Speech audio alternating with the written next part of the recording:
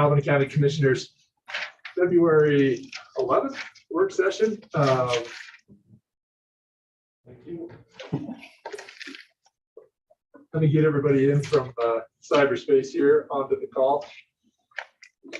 We are so great to Administrator Zigmund, your team came over, braved the roads, and I know what those can look like. I drove over to Cheyenne for a dozen years, and this time of the year is always such a fun event generally. So thank you, and thank you for being willing to work with us. We'll start off with the Pledge of Allegiance, and then I'll hand it over to you. You introduce your team. We'll go around the room, and on Cyberland here, make a few introductions, and away we go. Sounds good. I pledge allegiance to the flag of the United States of America and to the republic for which it stands, one nation, under God, indivisible, with liberty and justice for all.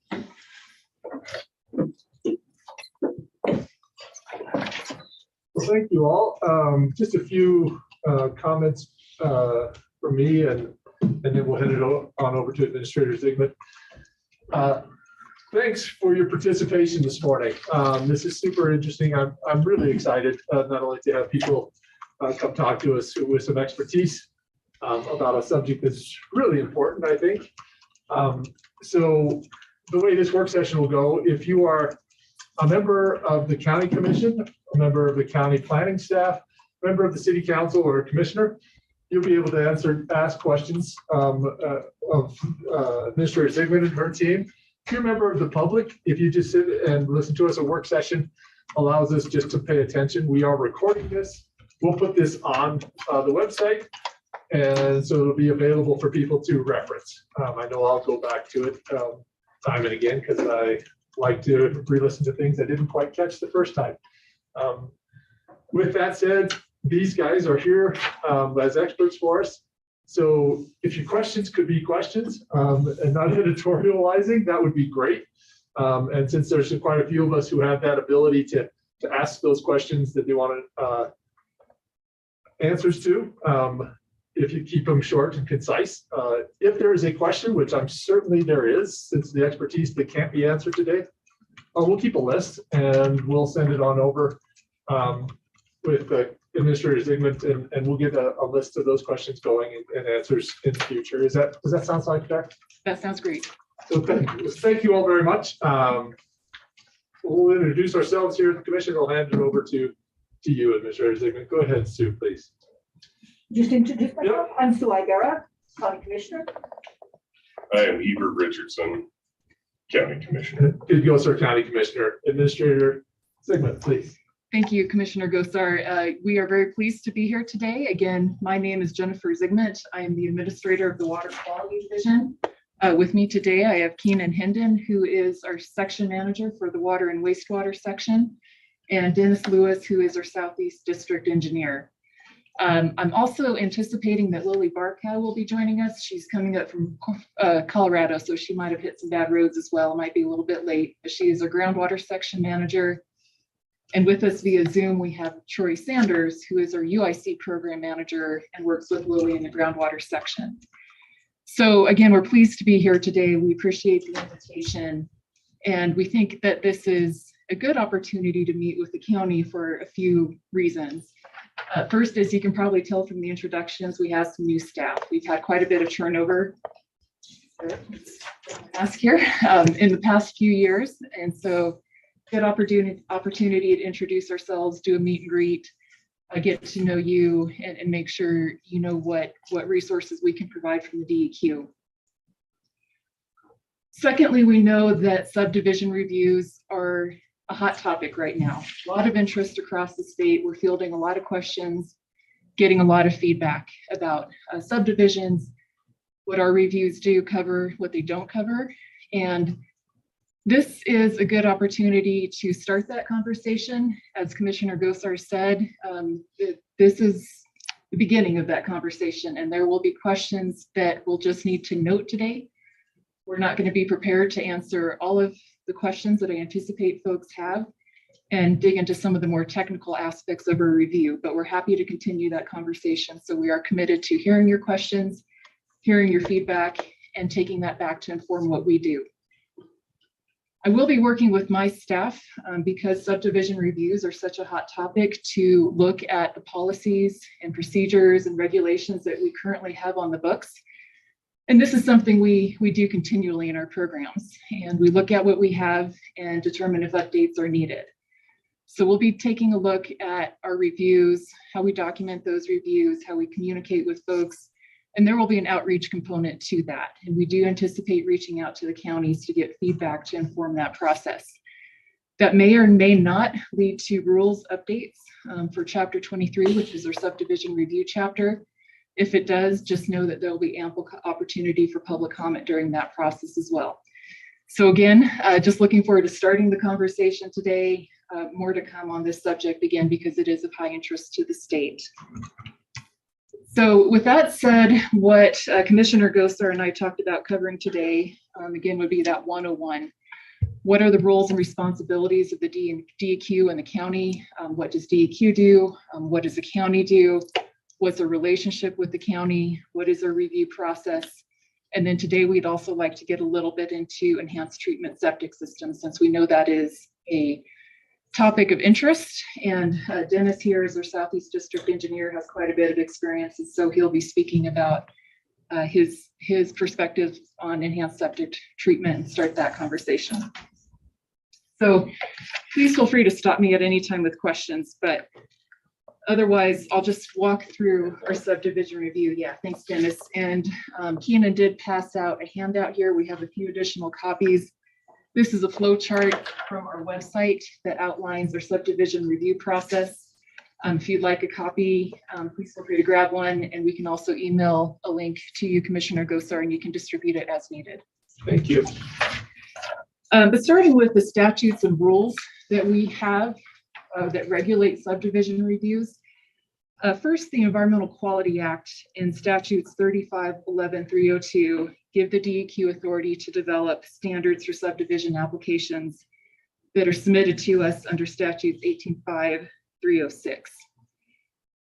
We did that by promulgating Chapter 23 of the Wyoming Water Quality Rules, and that's titled Minimum Standards for Subdivision Applications.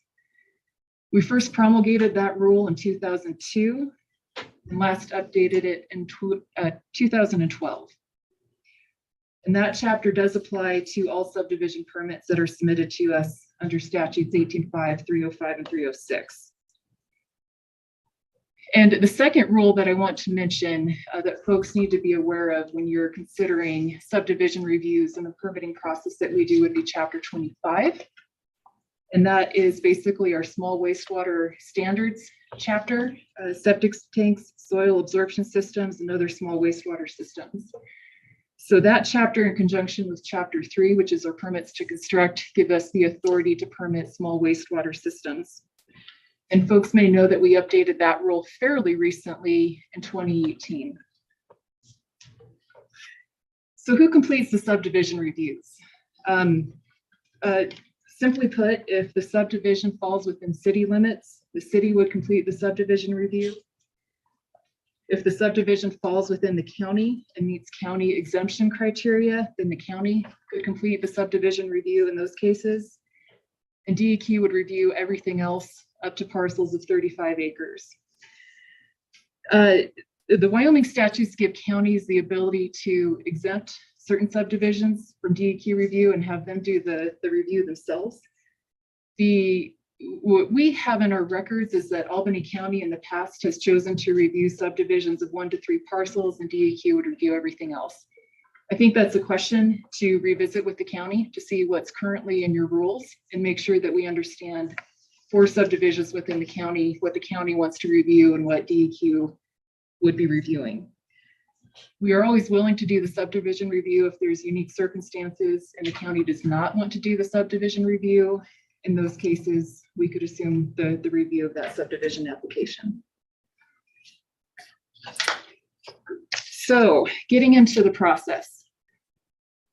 Prior to the county approving a subdivision application, the portions of the application that pertain to the sewage treatment system and the drinking water supply need to be submitted to the DEQ so that we can review the safety and adequacy of the proposed systems. When we get that application, we send a letter to the county contacts and other interested parties notifying that we've received the application. Then we also submit a copy of that application to the state engineer's office to do a water rights review. We review the application to determine if it meets the requirements established in Chapter 23. And that review includes both engineering staff and geology staff looking at the application. If the application is complete and technically sound, staff in the water and wastewater section compile our comments and recommendations in an adverse or non-adverse letter back to the county. And we send that letter to the county commissioners and other interested parties. And those comments and recommendations can include notes that we feel should be required on the plat in order to ensure compliance with our regulations. But then the county looks at our recommendations and comments, and they can choose to accept our recommendations and comments, or they may not to. But it is the county's authority to complete review of that subdivision application. In terms of timelines, we have 30 days to provide our written comments back to the county, although we can extend that review period for 30 days if we feel an extension is needed.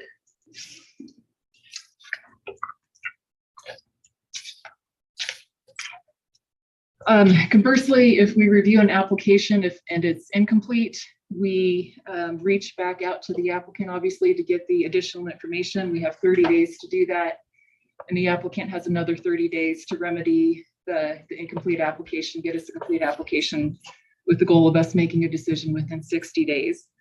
But if the inadequacies are not remedied, then we will go ahead and issue an adverse recommendation letter back to the county in that case. So that's the subdivision review process. But after we finish our review and the county makes its final determination, if a subdivision is using small wastewater systems, i.e. septic systems, those systems still have to be permitted. And the Wyoming Environmental Quality Act gives the DEQ the authority to promulgate standards for permitting those small wastewater systems. And again, we have done that through our Chapter 25. And the Environmental Quality Act also gives DEQ the authority to delegate review and permitting of those small wastewater systems to entities that request them, including municipalities, water and sewer districts, and counties. So to the extent that those entities request to take over small wastewater permitting, we can approve that, but the county has to show that they have standards that are at least as stringent as our standards for permitting those systems. Counties or municipalities or districts can choose to promulgate standards that are more stringent than our rules and regulations. They just can't be less stringent. So when a county assumes delegated authority, we will work with the county to review their regs and ensure that they are at least as adequate. Albany County first received delegated authority for small wastewater permitting in 1984. And they do have small wastewater regulations promulgated. However, based on the date of that delegation agreement and the fact that we updated Chapter 25 in 2018, I think that is a good action item for DEQ and county to work on, is to look at the current small wastewater regulations and update the delegated agreement to make sure that the county is still being at least as stringent as DEQ. One note, and it'll be a good segue to turn it over to Dennis to talk about enhanced treatment septic systems. So there are conditions in Chapter 23 and 25 that under certain circumstances, enhanced treatment septic systems could be required. And again, for delegated counties, we would want to make sure that the counties have at least as stringent requirements within their regulations. When an enhanced treatment system is required, DEQ would still review permitting of those small wastewater systems. So even if a county has delegated authority, any enhanced treatment septic systems, DEQ would review and approve per our regulations. So again, that's a good segue into enhanced treatment septic systems, but let me stop there. And Commissioner Gosar, would you like to take any questions or Sure, that would any be discussion? Thank you, Administrator Sigmund. Let's, if anybody has a question here in the room itself. Okay, how about online? If you'd raise your hand or anything online. Okay, looks like it's good. And if you're in the room, just housekeeping, if you turn your phone to silent, that'd be great. Oh, Vern, please, see your hands up. Floor is yours. Vern Hinckley is on, member of the Planning and Zoning Commission here in Albany County. Yes, thank you, Chairman.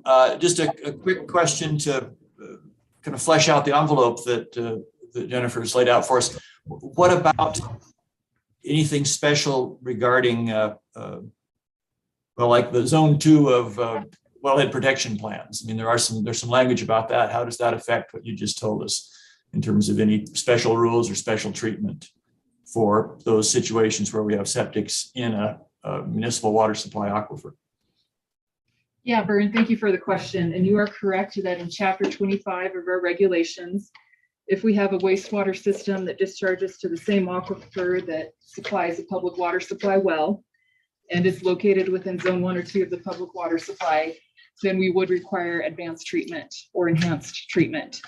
That's again where if the county has delegated authority, we would need to review the rules to make sure that the county's rules are as stringent as ours. There could be other ways to go about making sure those zones 1 and 2 are protected. So that would be a discussion to have with the county again when we look at regulations to ensure stringency. Thank you, Vern. Thank you, Jennifer. Yes, David, go ahead, please. Yeah, can I follow up with that? Just a bit. So your regulations, it talks, so in that specific provision, it talks about additional treatment.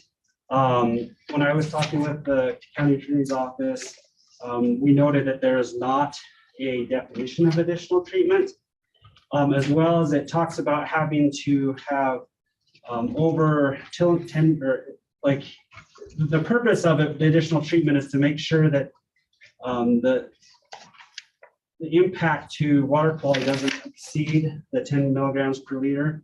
So if a conventional system is put on a property and it is not deemed to be over that 10 milligrams per liter, is there a need for additional treatment? And then I guess the first question is, what is additional treatment? Sure.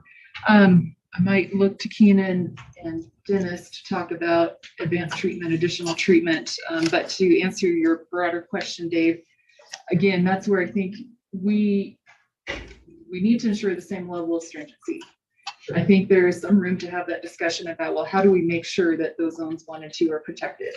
Is advanced treatment the only way? Are there other ways? Are there site-specific conditions we could take in based on data that would give us confidence that those zones are being protected? Obviously, the important mission here is to protect water quality and make sure that public has safe drinking water. I think we need to kind of put that question in the parking lot as one to revisit. I would likely need to consult with, obviously, my staff to do a deeper dive into the regulations, talk with our Attorney General and look at some past cases there. But I understand what you're asking.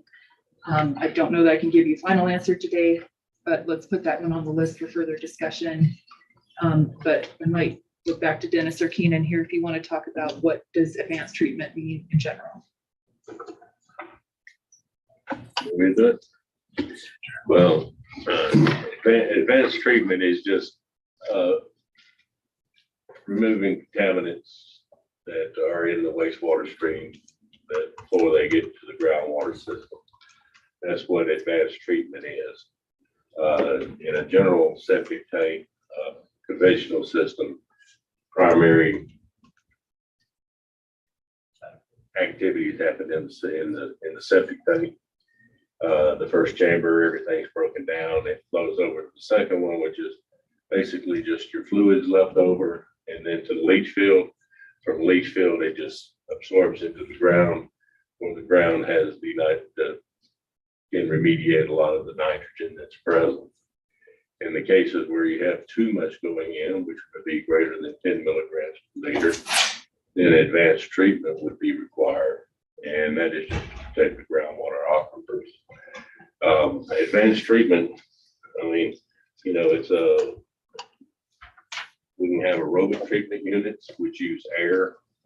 There are multiple stage units. Air pumps a lot of times are involved in that, air blowers. Then we just have the media filters that are packaged inside septic tanks or additional to a septic tank. You got several different types of media filters that will be in tanks. And then there are ways to put in an enhanced system that is passive, depending on the geology of the area, that is passive and requires no additional inputs of electricity or things, power supplies, pumps, lower maintenance, because the aerobic treatment system, they're not maintenance free. You have to keep up with them or they won't work at all. Whereas the filter type systems are somewhat maintenance free, but you have to take care of your filters, check them periodically. And then the passive systems go back to almost what a conventional system is. It's in the ground. You know where it is because the grass is green, and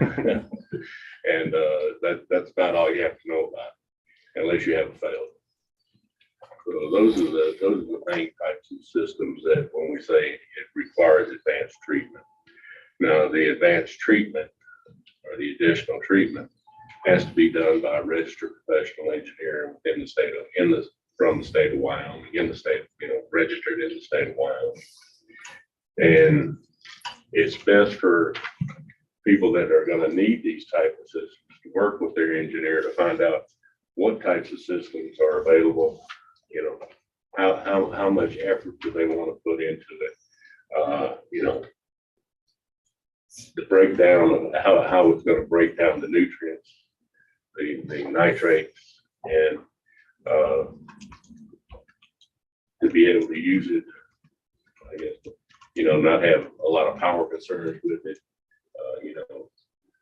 Yeah, and to add on to Dennis's comments here, and perhaps this is something that we at DEQ can look into further with regards to an FAQ or some guidance documents on our side to provide, the public a little bit better understanding as far as what we're talking about on advanced treatment and enhanced treatment with regards to just due to the multitude of different systems that are available to the communities, as well as the costs associated with some of those systems can vary from the cost of a traditional or conventional septic system up to many multitudes or multipliers past that.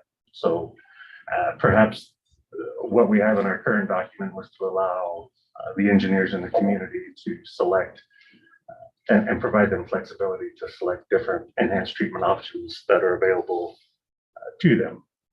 But again, perhaps that's something that we can look into to provide an FAQ to provide guidance to our communities a little bit better on what's available to them. Just to follow up, the reason I'm asking the question is we have incorporated that into our regulations for the Casper Aquifer Protection Area. I sat down with the county attorney and kind of came up with a plan of what that meant, but I'm not sure what that really meant. But we have a plan, we just don't know if we're following that right. And we want to make sure that we're implementing that in the manner that is meant to be implemented. Absolutely, and I'm sure that's something that we'd be happy to work with you on too, to make sure that we're both on the same page. Sure. Awesome. Commissioner Ziegman, somebody just came in. Thank you. Yes, if I can introduce Lily Please. Barkow, she's our groundwater section manager. Okay, welcome. Commissioner Richardson, you had a question. Yeah, I am my profession, I own a septic servicing company. And so that's kind of interesting or ironic in this discussion. I have a few questions. That is, it has been my experience that enhanced treatment or advanced treatment would be prescribed by the DEQ's regulations, and basically in areas where there's a short distance to the groundwater or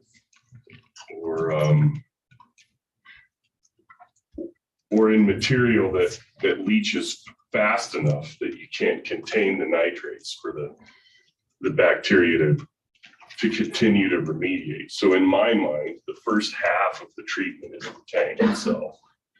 and that's treating the solids, and then you have dissolved nutrients in the form of carbon or nitrates, or going out into a leach field, but they sit there for a long time and get dealt with by bacteria out there in the leach field. So with sort of bouncing off of Commissioner Hinckley's question, in zone 1 and zone 2, you can have a distance proximity or a zone that's based on a surface view of the ground. But I'm not sure that I really understand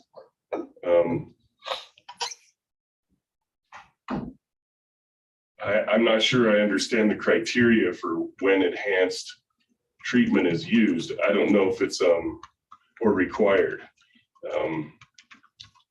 The discussion about engineers is one basically about somebody analyzing the soil, and because geologic time is a long time, right? And remediation is happening that whole time. So distance and time matter in terms of how water can move in a media. So the question that I'm curious about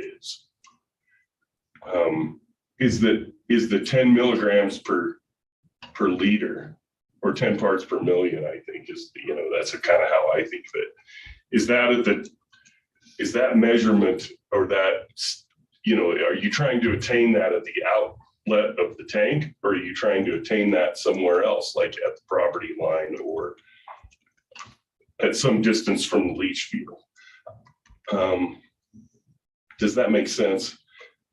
From a regulatory perspective, because the numbers matter, otherwise it can be subjective.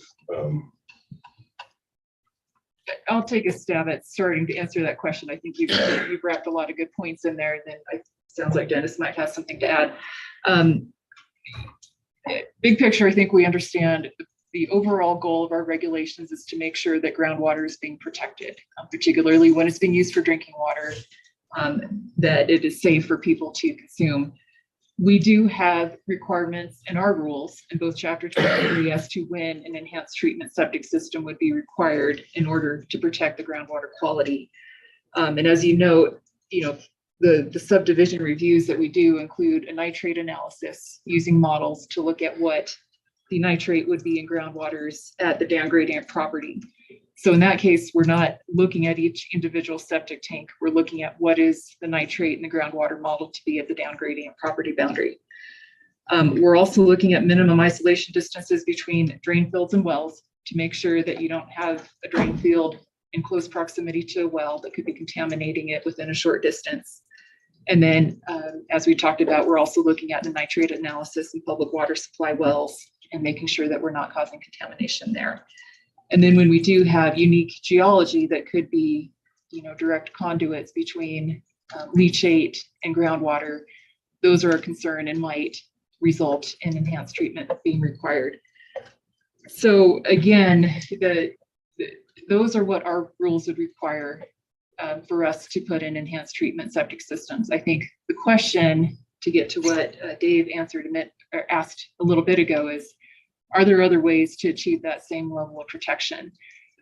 That's where I think we would need to have further discussion in terms of looking at our rules and its stringency and what the county has as rules in order to ensure water quality is protected. But one way or the other, we have to make sure that groundwater is being protected, in this case, the public water supply in the Castor Aquifer. So I don't know that gives you all the information that you're looking for. Can you maybe rephrase the questions that you still have? Sure. Well, so that's a pretty general answer. It's a kind of a goals or an aspirational answer, but when we endeavor to make policy,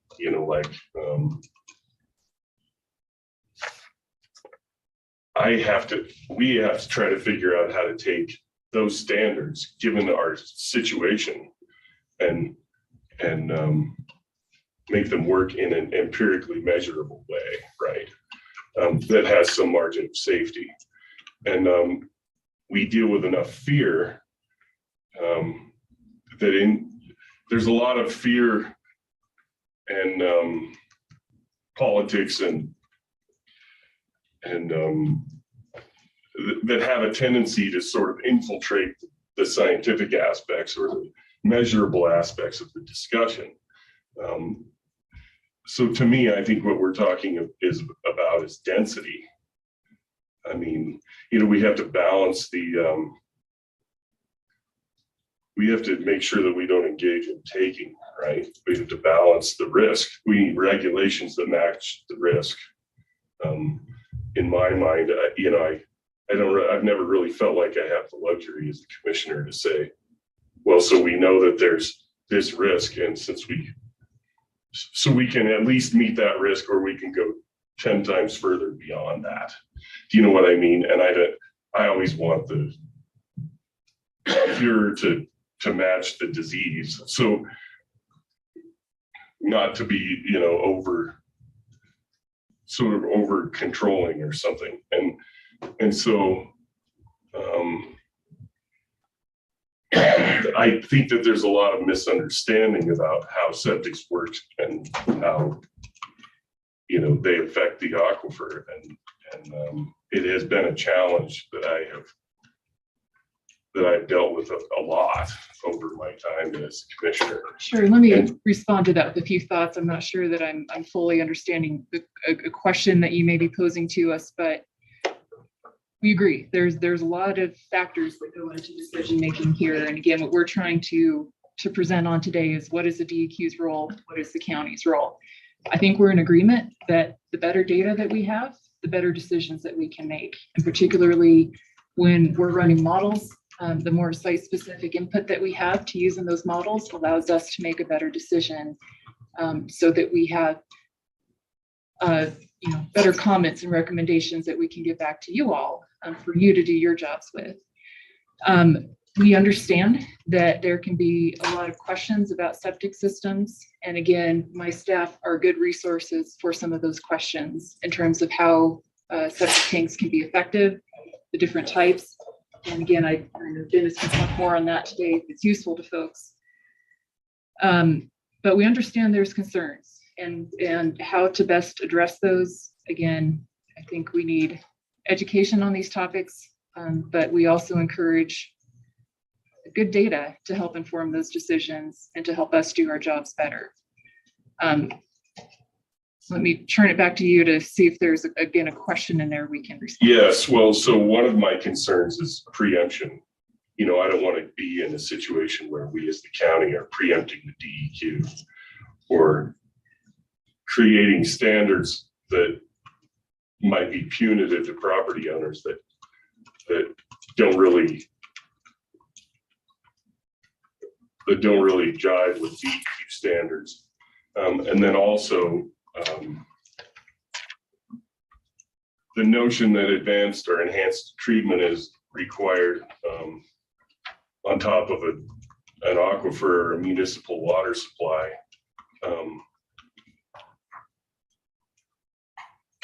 There has to be something that modifies that more. I mean, if you look like at the Front Range or someplace where there's agriculture and fertilizer and, you know, everything everywhere, they're producing water from directly beneath that for domestic use. There's a difference between alluvial water and, you know, deep aquifer water. The degree of separation matters, like the distance from the septic system to the actual water table or the water supply, vertical distance, I mean, and what material is in that.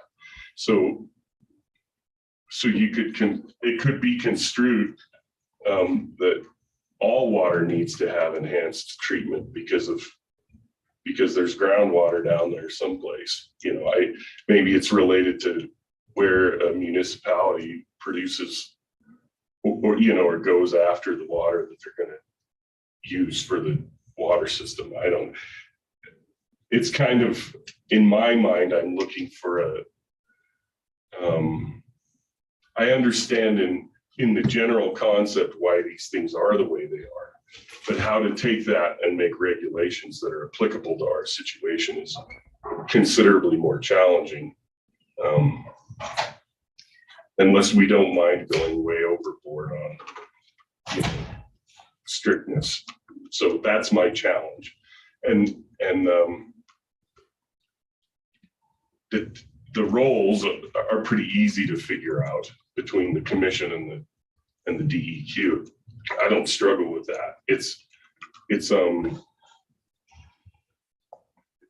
the because of the generalities or the goals and how the generalities in the goals, there are lots of people who have lots of different interpretations of, you know, what that means to us. And I like things to be empirical and less subjective, because I think that's more defensible in court and it's more predictable, you know, for somebody who might apply. Sure, and we understand the challenge that you're faced with in terms of, you know, looking at your regulations. And the best response I can give you again is that the county's regs need to be at least as stringent as DEQ's regs. You can go above and beyond that if you choose to, but that is a county decision. If folks have comments on our regulations, there's a process to comment on those. And if folks feel that we need to change our regulations, there's a process to request a rulemaking. And then if we decide to pursue that rulemaking, there's ample public comment and outreach opportunities associated with those rulemakings. But we absolutely understand the concerns and the challenges that you're working with as you look at your regulations and make decisions for your counties. But again, when we look at, as you put it, your regs jiving with ours, it just comes down to, are your regs as stringent as ours? Anything above and beyond that is a county decision. Commissioner Zigmund, maybe pulling the conversation back out a little bit, could you describe some of the features of a zone 1 or zone 2 that might require enhanced treatment? What are those things that make a zone 1 or 2, or whoever on your team you would like to direct that to? Okay. It looks like Dennis has it pulled up and ready to go. Yeah. Thank you, Dennis. We have a document called the Wyoming's Wellhead Protection Program Guidance Document. Okay. It's dated, it's version 3.1, dated June 1998. I have not been able to find one. We've got a more recent. But zone 1 of the acceptable methods and criteria for delineation of wellhead protection areas, zone 1 is basically defined as 50 to 100 feet from the wellhead, from a general well. That's in our septic regulations. Your leach field has to be 100 feet from a private well. If it's a public well, we've doubled that, it's 200 feet. Zone 2 is defined as the 2-year time of travel radius. So when we do a Wyoming model, we're determining how much nitrate, what the amount of nitrate could be generated is.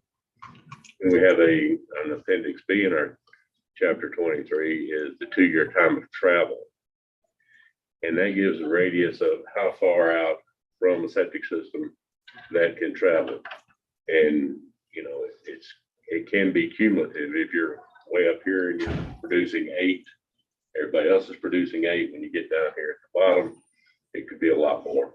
It could be more. That's the number that we calculate with the 2-year time of travel is the what's the nitrate, you know, like you said, leaving a subdivision, you know, and that's generally the Wyoming model is how far is it across that subdivision? What is the nitrate level going to be leaving that subdivision? But, you know, if it's 12, you know, every septic system may be generating 8. But we're protective of the groundwater in the cumulative. So if you have 8 here, 8 here, 8 here, and like you said, density matters a lot. You know, if you're on 1-acre lots, you're going to have a lot more plume generated for on the way to the groundwater than if they're on 5-acre lots. So that does take into this. The models don't really take that into consideration, except for it kind of does because we go by lot size. So the bigger the lots, usually the lower it can be. The closer the density of the lot, the smaller the lots, then the more density you're going to have with septic systems. So it's going to go up. It's a. Hope that answers part of your question. Yep, and can I follow up with you on that? So zones 1 and 2, Yeah. That's DEQ's call on whether it needs an enhanced septic system or a review of the enhanced septic system. Is that correct? Is that how I understood what you guys were telling me before? When we are permitting a system in accordance with our chapter 25, if it's within zone 1 or 2 of a public water supply, we would require an enhanced treatment septic system. Okay, and there's nothing a county can do to preempt that ability, right? You supersede our regulations is how I understand that. That's again where your rules would need to be at least as stringent. And that's a question that I can't fully answer today. I think that warrants further discussion, and it would probably be something I would need to consult with our Attorney General on in terms of if a county has another way to achieve that same protection of a zone 1 or 2, is there another way to go about doing that? And we're not prepared to talk about hypotheticals of what that could look like, but I think that is one of the questions that we need to make note of and get some further input on. Super, thank you. And David, I'm going to go out here and then we'll come right back to you. We've had a lot in first questions. Anybody online have a question? Remember, if you're on the county commission, city council, planning and zoning commission, you go ahead, Bert, please. Yeah, thank you, Mr. Chairman. Several questions, and many of these I suspect are going to end up on Jennifer's crowded parking lot. First of all, we see words advanced, enhanced, additional in various conversations and in various versions of the regulations, say between chapter 23 and 25. Are those all the same thing? There's only one place that I'm aware of that actually tries to define that, and it defines it in terms of the kildall nitrogen concentration. So maybe a little more detail on what all those words mean and what we comply with. Second question, in the delegation agreement to the county, typically our county wastewater engineer does those reviews.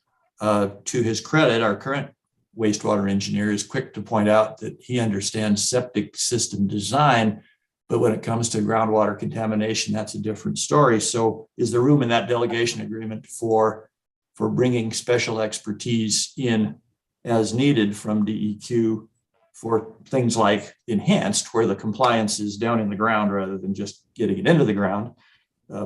Third question, again, and these are kind of fine points, but they're going to matter when people try to comply. The DEQ regulation, chapter 25, refers to simply septic systems in public drinking water supply aquifers. The county incorporated that into their recent aquifer protection regulations, directing it towards new and replacement systems. So my question would be whether the DEQ regulation, how does it apply to existing systems, which of course is something people are quite concerned about.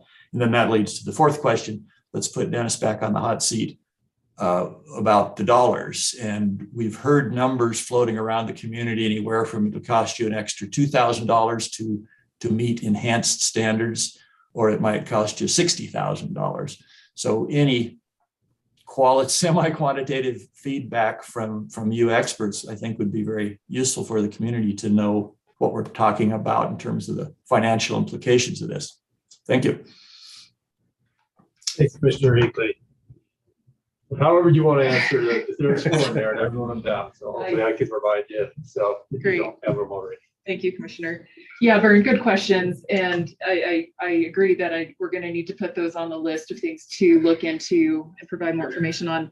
Definitions, it's easy in our regulations for them to not be in step with each other. As we update rules, we do look closely at those in terms of what's in our rules, what's in the Environmental Quality Act. So I would anticipate some cleanup there, but understood your question about do we have a clear definition of enhanced and advanced and when we're using those terms.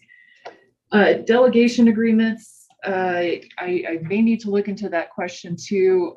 either the template that we use for delegated agreements right now is something that was vetted pretty heavily through our staff and our attorney generals. If we made edits to that, I think that's something we can consider. It would just need further discussion. So I'm going to have to put that one on the parking lot as well as your question about existing versus new septic systems. So I'm going to take the easy road out on those three and put them on the parking lot and let Dennis speak to number 4 about costs. Conventional septic systems are not a one size fits all. It's on how much wastewater you're going to be generating, whether it's a 1-bedroom house or a 4-plex apartment building. With our conventional systems up to 2,000 gallons on chapter 25, we can do it. Beyond that, it would go into a UIC permit. But generally for, let's say, a 3-bedroom house, I've heard costing anywhere from $12,000 to $18,000, approaching $20,000 to install a septic system. And that depends on the type of tank you want to use. Availability of materials right now is causing a lot of price increases. Are you going with a conventional pipe and gravel system, or are you going with a chambered system? For your advanced treatment, it depends on what you need. It's kind of like buying a car. You get the base, you may just need the base, just a small jump up from the base model to achieve what your treatment needs to be. Or you may, in the extreme, almost have a small wastewater treatment, plant in your backyard or on your property. Those are, they're widely swinging extremes, and the cost it follows with the treatment. Now, some of these advanced treatment units that are aerobic, they use pumps and air and recirculating system. I've seen prices anywhere from $20,000 additional cost to $35,000 to $40,000 additional cost. For your filtering type systems, I've seen costs that go from $6,000 additional to the regular septic system to upwards of $10,000 or $15,000, depending on your type of filter and what treatment levels you need. And some of your more passive systems, while you're requiring a little more excavation and bringing in different types of fill that meet the goal to treat the nitrates that are in the system, those would probably increase your normal, let's say $15,000 septic system, probably be another $4,000 to $5,000 over that. We have our general permit for wastewater treatment systems, and that covers the basic. We don't have a permit form for advanced treatments. That's why they require an engineered design. But we do have one other application that we have, and that is a very recent application. It used to be required for an engineered system, and that is called the Presby system. And the Presby system uses some combinations of all of it. One, it's an aerated system. It's not an anaerobic, it's an aerobic system. Two, they have chambers differently configured that help help with bacteria growth. And then they also have materials around the outside of those pipes which help with microbial growth, get the bacteria, and it slows things down a little bit. Those can now be permitted just like the regular systems can. That's a very recent permit addition that we've made that doesn't require a registered engineer to do it. Those systems, Presby systems, are generally, I've been told they run a couple of $1,000s more than a conventional type system, whether it be pipe and gravel or chamber. But somebody that installs these probably has a better idea of what a general cost is. I do. How close are my costs? I actually think they might be a little high, not on the Presby per se, not, but I think what's generally accepted here as an advanced system or an enhanced system, people don't like the Presby. But yeah, so I think, you might have said something like 12 to 18 for a regular gravity feed traditional septic system, and I'd say it's 8 to 14 or something. And so it's close, but you wouldn't be wrong. And then the step ups, and it has everything to do with the types of soils that are in Albany County, right? There are places where they have to work harder to treat water because of what they're working with. But the different levels of enhancement, or we could call it advanced or front end treatment, let's say, those can cost, to me, I think 40, 50, 60,000 additional is too much. I think that it's somewhere between 15 and 25,000 additional. So if you had a $10,000 system, you might have to pay 25 to 35 or 40 to get it up there. And then you have ongoing maintenance costs that are about triple what they are with a regular septic system. If you're going to hire it done, and most people don't have the tools or the knowledge to maintain one of those by themselves. I wanted to ask a question, and that is, there's the Bayman model or the Wayman model, and the fundamental question that I have, and I think it's the one that Planning Commissioner Hinckley had, is where is the measurement taken? If you have, so in my mind, there's these things that sort of all mesh together. There's an intersection point of things like wellhead protection. Our regulations say you can't be within 100 feet of a well, So we've dealt with that, specifically in residential, I'm talking.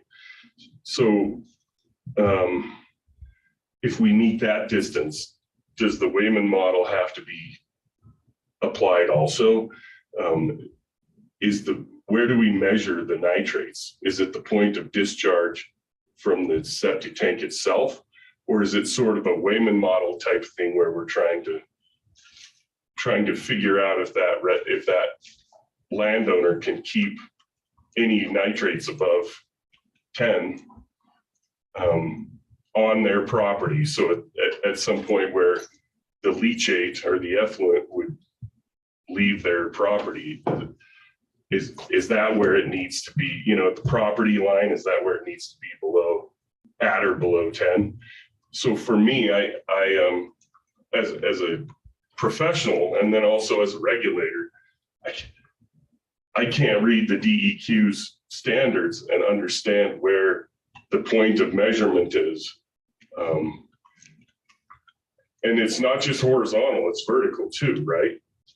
So if it's 140 feet to the groundwater, maybe that's different than if it's in some alluvial material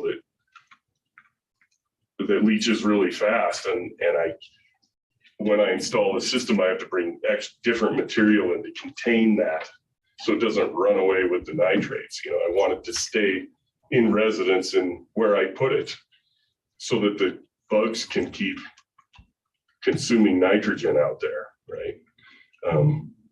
Any thoughts on the property line or at the end of the leach field? Where is that 10?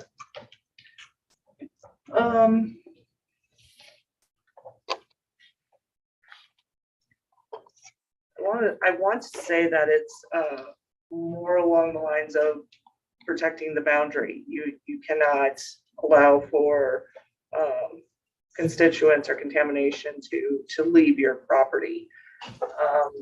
I could see based on the numbers that are provided, that it could be at the end of the leach field. But I think that's where, establishing that point of compliance, that I think is something we'll have to discuss further as to what we would look at.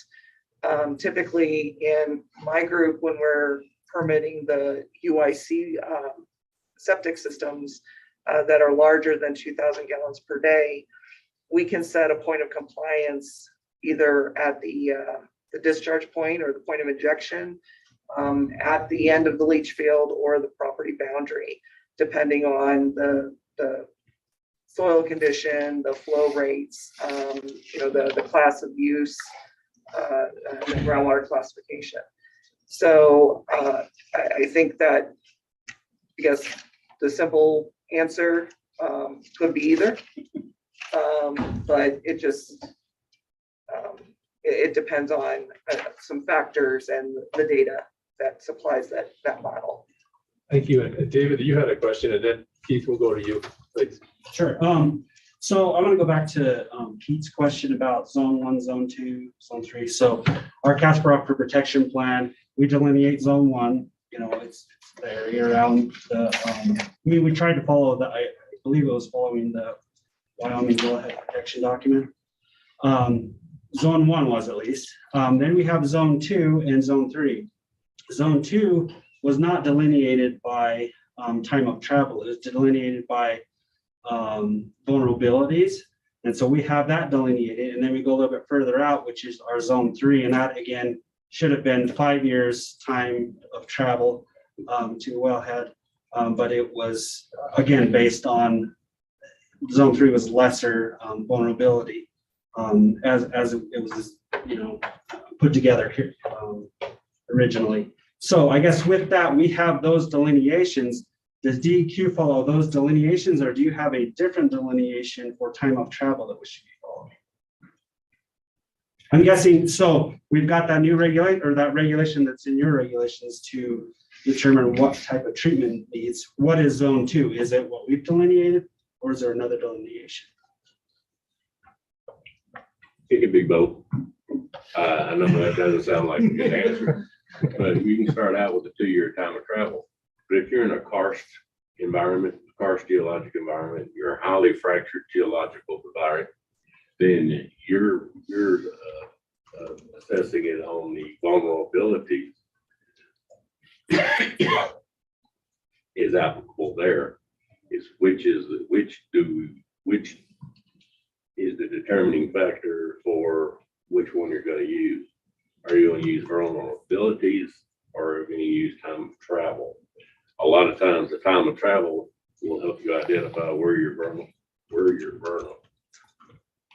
Vulnerabilities could be, so if the time of travel is 2,000 feet, 2-year time of travel, 2,000 feet, and you know that you had quarries over there within 1,500 feet of where this boundary is, then you have more vulnerabilities there than you would with 2-year time of travel.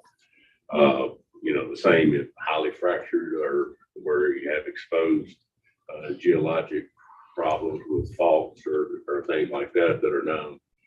Those have to be taken into consideration. But, the 2-year time of travel for zone 2, 5-year time of travel for zone 3, worth kind of like the speed limits. We have to have a certain followable thing that people could calculate and follow. But at the same time, the speed limit was 75 today. Coming over, at times I was doing 40. It depends on the conditions that are there, and the geologists that put these subdivision plans together identify these, should identify all these, whether it's we have highly fractured rock and things like that, then yes, it would your zone 2 could be small. Dave, I think answer your question or to add on to what Dennis said, if somebody asked us where zone 1 and 2 is in the Casper aquifer, we would look at your protection plan. I am not aware of other assessments that we have done or anybody has done that we would refer to as a different resource. So yeah, when somebody asks me where is zone 1 or 2, I would pull up your Casper aquifer protection plan and point to the work that has been done. I know that the administrator at that time, John Wagner, wrote a letter that certified that that plan met the minimum requirements of the wellhead protection guidance document. So that would be our reference for determining where zones 1 and 2 are at this time. Okay, that makes sense. Because I don't know what the time, where 2-year time of travel is. That's something I have no clue. I mean, I know there's been a few studies, but I assume that you would just defer to our plan, but I didn't want to assume that, I guess. Sure. It's a good question. Mr. Kennedy, please. Keith Kennedy, I'm with Albany County Planning and Zoning Commission. My question is actually kind of a follow-up on David's, and to clarify that even more. So the 2-year travel would be different when I was over an alluvial aquifer versus a closed aquifer or artesian, for example. Is that accurate? And then, so we don't have me talking again, how many counties in Wyoming have delegated authority from DEQ with regard to this? Majority of them. And there's most counties do have delegated authority. I think I'll have to relook it up. I think there's 5 that do not. Okay. Yeah, we can get you. 5 or 6. Yeah, I can get you the list. We can get you a list. But a majority. Can you speak to the tiers or Dennis? This question. Could you restate the first question? Yeah. That was my assumption. It's gonna Before, but depend on geology. Are the methods for determining two-year time of travel and 5-year time of travel any different when I overlay where there is a well that is accessing alluvial aquifers versus a closed aquifer, artesian aquifer, like a better way? Yeah, I think that comes down to the porosity permeability of the aquifer. I believe that's the overall travel time. So I believe that Casper Aquifer has plans in place where it describes the geology and porosity and permeability factors that are included in there, and hydraulic conductivity that would ultimately affect the travel time. Yeah, there's various parameters that go into that Wehrman model that kind of go right to what you're saying with regards to the alluvial or the geological formation that's going to dictate and provide you different answers with regards to your time of travel. Awesome. Anybody online? Let's go online here. Say they have a question online. Commissioner Hanning, please. Thank you. Floor is yours. Thank you, Chair Gosar, and I really appreciate the discussion that we're having. I guess I have a couple straightforward questions, I hope. Does the DEQ protect all water of the state, under a certain total dissolved solid level, or just water that wells are placed in? Like, do you protect the alluvial waters of the state? Yes, we protect all all groundwaters of the state. They receive a groundwater classification first by use. So if there's a drinking water, agricultural, and then livestock use, and then further into industrial, and all the way up to non-use or non-drinking water. Total dissolved solids are one of the constituents we review as part of that. What else did I just want to say about that? And then if there are no current uses within that aquifer, we then will make the classification based on ambient or background conditions. So again, it could, the ambient conditions or after sampling could indicate that it is a drinking water aquifer. If there, and then the final one is if there are no analytical data available and no use, we will just treat it as a class 1 or drinking water aquifer until shown otherwise. Thank you. Commissioner Henning? Yeah, Continue. thank you for that answer. And I guess to follow on then, in our case, because we have private drinking water wells completed in alluvial aquifers, would you consider our alluvial aquifer to be a drinking water supply then?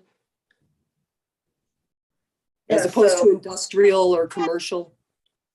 Correct. So as I mentioned, our first step is to review the current use, where we pull the well information or well usage from this state engineer's office.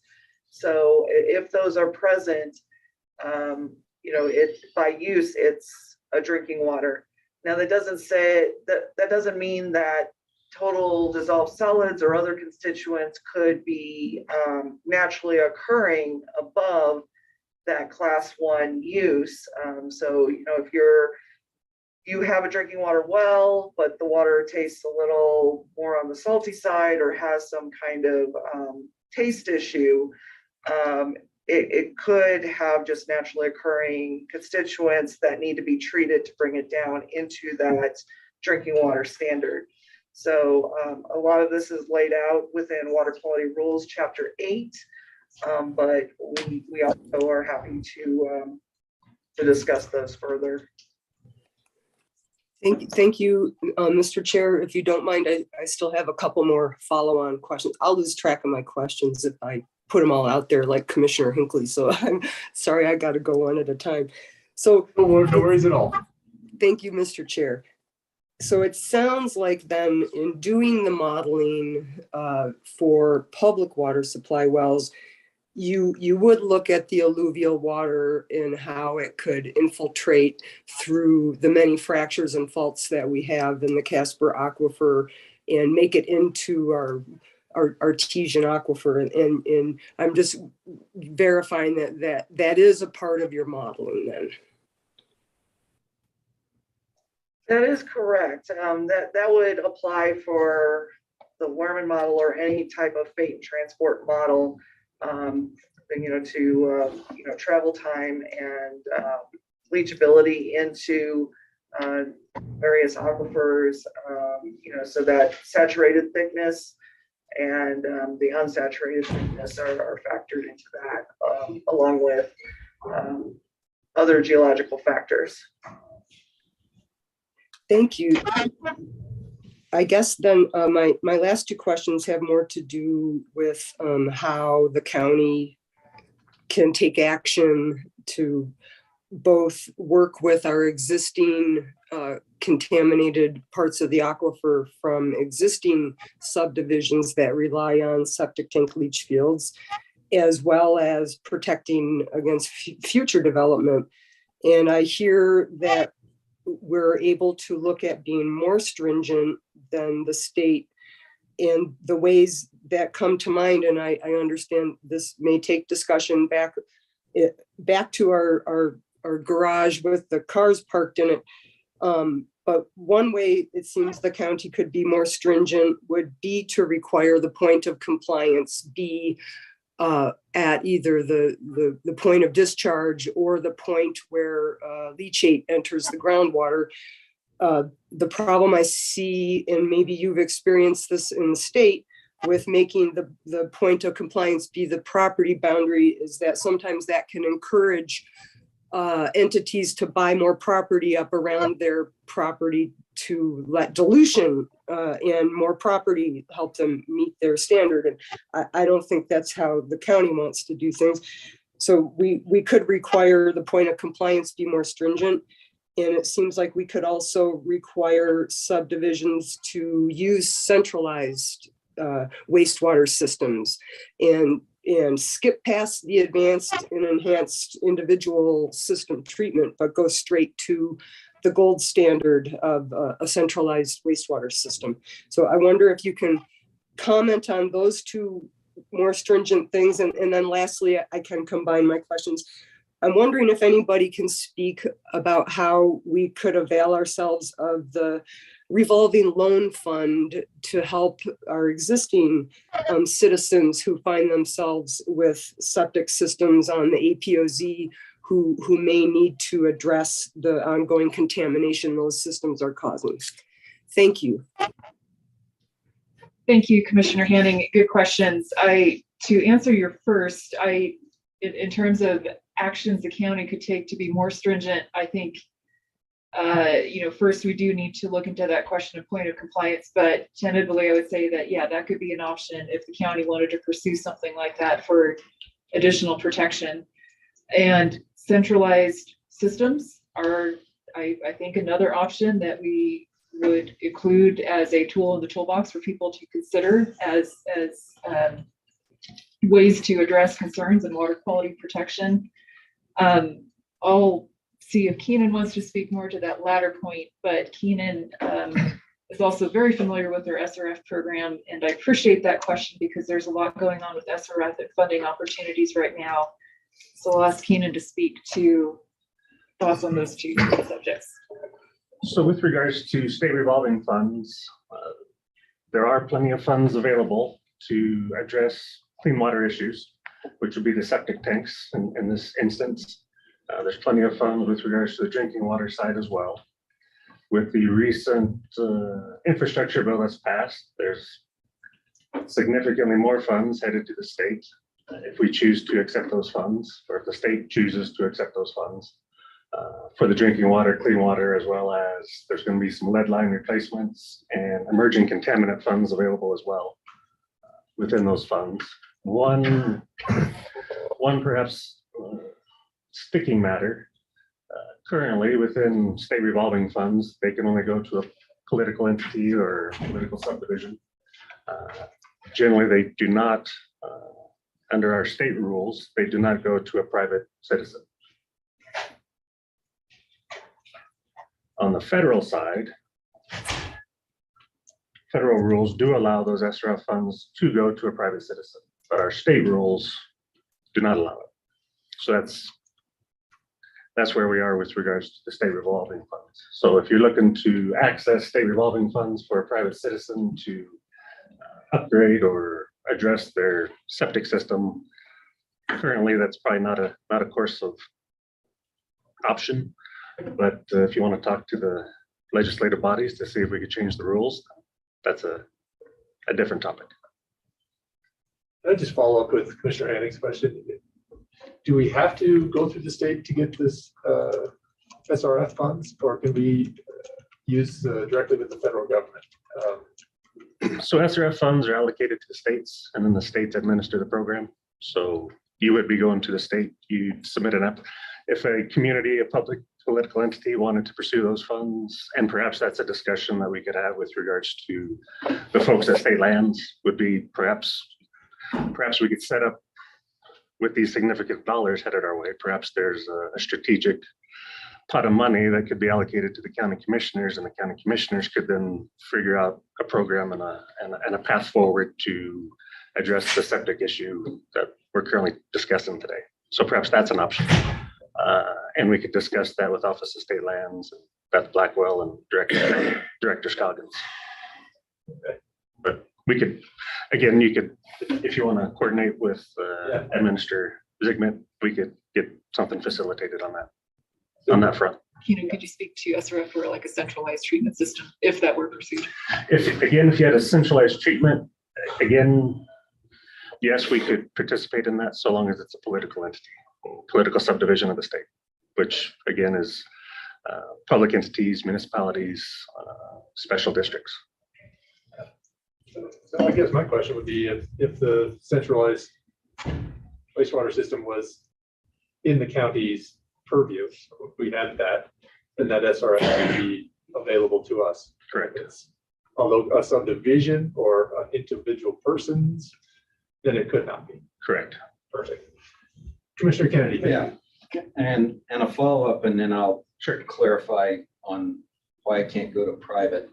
But could a wastewater district assist individual landowners within that district with SRF funds? Is that, And I or think would it that's, have to be a centralized system? and I think that's where we could have a discussion with the folks at Office of State Lands, and then we could figure out if we could establish a pot of money for just what you're talking about. Okay. Where you have a centralized treatment facility that's been assisting these individual citizens to either connect to the system or upgrade what they got.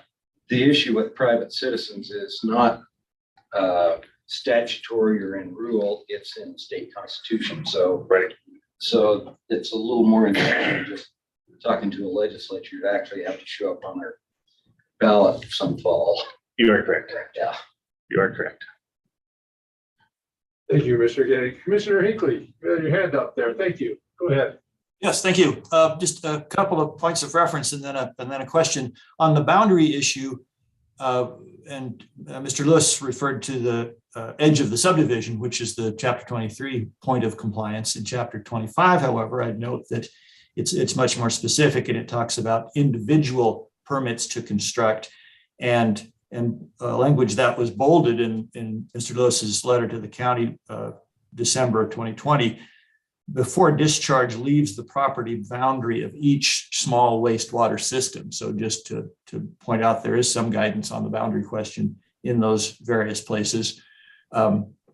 Picking up on the last set of questions, just to make folks aware, the city of Laramie commissioned a study of wastewater treatment along East Grand, 8 years ago or so, that is available. And they looked at bringing it into the city sewer system versus an on-site small wastewater system. So again, that's out there. To get to the question, as we all know, the issue with septics in the increasing proliferation of rural subdivision leads us to cumulative impacts. So my question is, what is DEQ's current posture and plans for the future with respect to assessing the cumulative impacts of these individual subdivisions?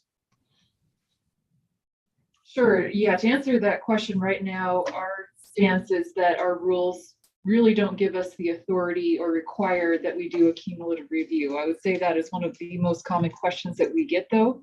So I anticipate in some of the outreach that we are envisioning doing with the counties as we work through these issues, that's a subject that we would like feedback on. And if we get to the point where we do decide to open Chapter 23, we're going to think at that time is where we need to, look at what needs to be considered there with cumulative impacts, and if that's something the state decides to adopt into the rules, how we would go about doing that. So I unfortunately kind of put the question back to you in that we're looking for feedback on that subject, and it's something that we will consider, particularly if we do open up Chapter 23 for revisions. Thank you, Mr. Sigmund. Vern, any other questions? Okay, Commissioner Richardson, please. Thank you, Mr. Chairman. I have a couple of thoughts. There's been some discussion about saturated versus unsaturated. So to me, saturated is the aquifer, the groundwater within the water table, and unsaturated is everything between it and the septic system. So we have a Casper Aquifer Protection Overlay area that is that treats all of it in that space from a regulatory perspective, treats all of it the same. But most of the aquifer in that area, and the Casper Aquifer has multiple members or layers that have some degree of confinement between them and above them.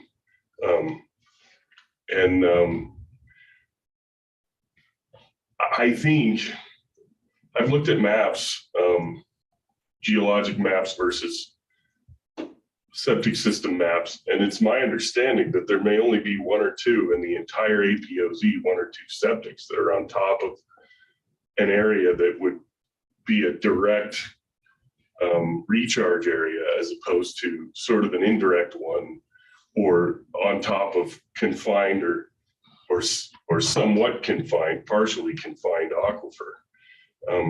So I've never been able to figure out why we regulate so heavily sources that are, you know, if it can make its way through, or when it makes its way through all those layers of sand and limestone and sandstone and, you know, the ways that it goes, and then it lands on top of a confining layer. I can't figure out how it would ever get through the confining layer into the aquifer.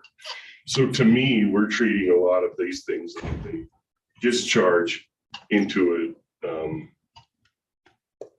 a municipal water supply area when they don't. That area is the direct inflow is further east. It's, you know, it's at the foothills of the Sherman Hills, and down to the west, even we treat it all the same in our regulations, but the situation isn't the same. In some places we have 50, 60, 70 feet of Satanka shale over the top of essentially a confined aquifer. You know, if you drill through the confining layer, you get this artesian effect. So if I cut my arm, you know, the blood comes out. It's hard to introduce a contaminant when the blood's coming out, right? I can't understand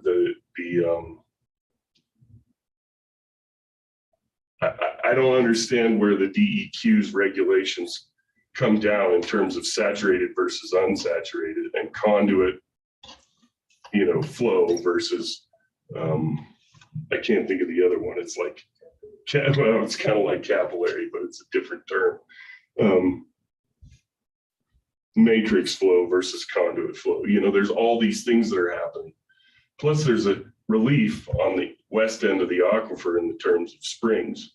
So if you go west of that, the aquifer water quality goes, you know, deeper and further west. It gets really terrible because there's no turnover in it. It just sits there and gets all mucked up with, you know, so the Casper aquifer is only a quality water source east of those springs, you know. So there's water moving through there all the time. That's what makes it so great, right? If it gets stuck down there confined west of the springs, then it's no good anymore and nobody wants it and it's too deep, right? So where my mind comes, where all these things come together, I really don't understand how to apply DEQ standards in a reasonable way when in a lot of sense they're not really applicable to this space on top of the aquifer, or I can't tell where they are and where they're not. I just think there's an overestimation on the vulnerability of the aquifer, and particularly as you come west from the direct surface to underground places where the water recharges further up to the foothills of the Sherman Hills. And there's no development on those areas, and there might be in the future, but there isn't now. So I don't know. So I got just kind of a question, something that came up maybe 20 minutes ago in you guys' discussion, that it'd be helpful to get more data for you guys. What might that data look like? Would that be individual wells sampling? What would data that would be helpful to you guys look like? I think one of them, in talking to my staff, you know, having pump tests that are run under the appropriate conditions and requirements to do those pump tests, you know, like the number of hours to adequately run that to collect the data, that it's, you know, just not flipping on a switch and looking at the flow for 15 minutes, but, you know, that having those run appropriately so that we have a lot of the groundwater flow and those specific informations available. I think, one of the concerns, with the environment model and just with anything, it's based on interpretation and, ranges of data and, an estimation. So to collect that data, I think that's something we would have to think about as to, having more definite or finite data to use and what that would look like going forward. So maybe data from both public well systems and then also private well systems would be useful, or maybe not. Possibly. Okay. Yeah, and what we can do is put together a list of the variables that go into the Werman model. And I think that might help to understand what we look at and where some of those variables come from and where some more data might be helpful. I would say particularly for us understanding what background nitrate concentration is in the groundwater when it's entering the subdivision. I'm speaking with limited knowledge about how much monitoring is going on right now in the Casper Aquifer. But I would encourage the county to consider, a long-term strategy for collecting that data so that you have a baseline and you understand trends over time. But we can put together kind of a digested list of the variables that we look at in the models that we used and send that back to you in terms of where, again, the more data we have, the more site-specific conditions that we understand would help us, further use that model to come up with good recommendations for you all. And can that state revolving fund be used to build monitoring wells?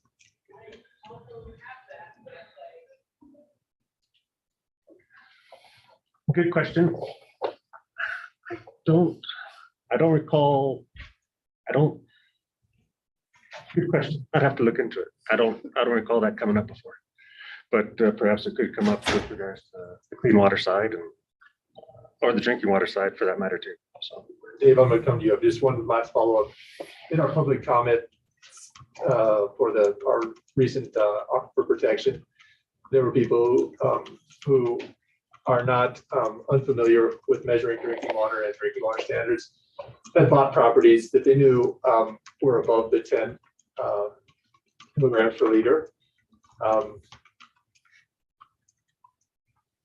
That to me would be an interesting piece, and then a place maybe to re-examine, right, if that is indeed true. And I think we have some data that suggests there are elevated wells, and they're below the most densely populated parts of our aquifer. How do we get that information to you? How would we make that information accessible so that we can make regulations that are reasonable and that would remediate that condition? I don't think anybody wants anybody to be drinking 12 milligrams, above a liter. So how would we do something like that? And monitoring well, is that well data? Is it a little bit of both? What is that? Guys, go ahead. Yeah, I think if the county, think about the best way to answer that. If the county undertakes some data collection, particularly if it's going to be submitted to us for any kind of decision-making, I think the first step is we want to talk about a sampling plan, and we can help provide technical assistance on that. And secondly, we'd want to talk about some basic QA/QC procedures to make sure that the data are usable for their intended purpose. And we work with many people across the state on various surface water, groundwater monitoring programs. And then depending on what that study looks like in that monitoring work plan, we would come up with a process for reporting that data to us. If the county wants to report it, and I think that's partly related to, what funding you're using, what are your monitoring objectives. Is one of your objectives to send that data to us for some kind of decision-making? Those are all factors that are going to influence how you monitor, when and where and how. I'll mention briefly, Commissioner, to your previous question, we do have other grants in the state that can be used for watershed monitoring type activities, both surface water and groundwater. We did work with the county a few years ago through one of those grants to do the septic system study. We have also used those grants to help people do source water planning activities around the state and groundwater monitoring activities as well. So in those cases, particularly if we provided funding, we would work with you on a work plan, and that would include some plan for data transfer. Typically it's pretty simple, sending us a spreadsheet. We have databases that we can put that information into to then use it for analysis. Does that answer your question? It really does. And I really thank you for, and then if we could put in the parking lot, all those grant opportunities, maybe just links that we could send to our grants department, because I think this is really inside was just, if that were the only piece that was transmitted today, that's really important. And so, but that's not it. You guys have done a wonderful job in educating this commission. And some of those, to add on to that with the studies, those could also be funded through the SRF program as well. And perhaps with the new funding that's going to be coming our way, that there could be some grant opportunities in that as well. But we'll get happy to further that discussion, and perhaps we could work with the county planners and figure out things going forward. Could you mention the IUP? Just the timelines there. So, yeah, I'm not, with regards to SRF funds, there's an intended use plan. And so entities need to apply and get on the intended use plan. As our parking garage reference, it's basically doing that. You're basically reserving a slot to get to apply for funds in the future. The IUP is currently open. I would recommend that city, county get on the IUP with regards to the Casper Aquifer Protection Plan. It's just, you could just put a broad statement with regards to what you want to do on that IUP list. And I can work with the county planners on getting that facilitated if you like, and getting that taken care of. But it's just reserving a slot so that you could apply for funds at a future date. Okay. And is it better to collaborate with the city and the county to come in as one entity, or is it we should have separate? I'll kind of leave that in your court, but I would definitely get on it. And then if you guys do want to collaborate in the future, that's something we could definitely work on as well. So unfortunately, it's just one of the federal requirements that you got to be on the IUP in order then to apply for funds at a later date. But once you're on it, you're on it. And then we're happy to work with you.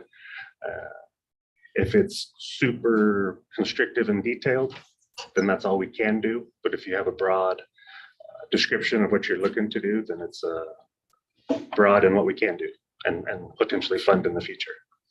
Thank you, David. Thank you for your patience, David. Yeah, oh, no problem.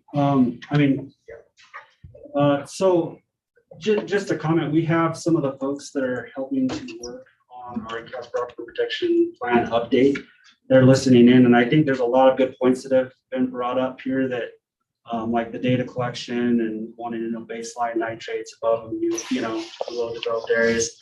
I think this is interesting information. I'll continue to bring this back up, but I think I want to take that back to them, because I think that's good, because we monitoring wells that we've kind of worked on. Talking about monitoring wells, we've been looking at the I-8 Telephone Canyon area. That's kind of where a lot of our focus has been, but we don't think we've done much within these subdivisions.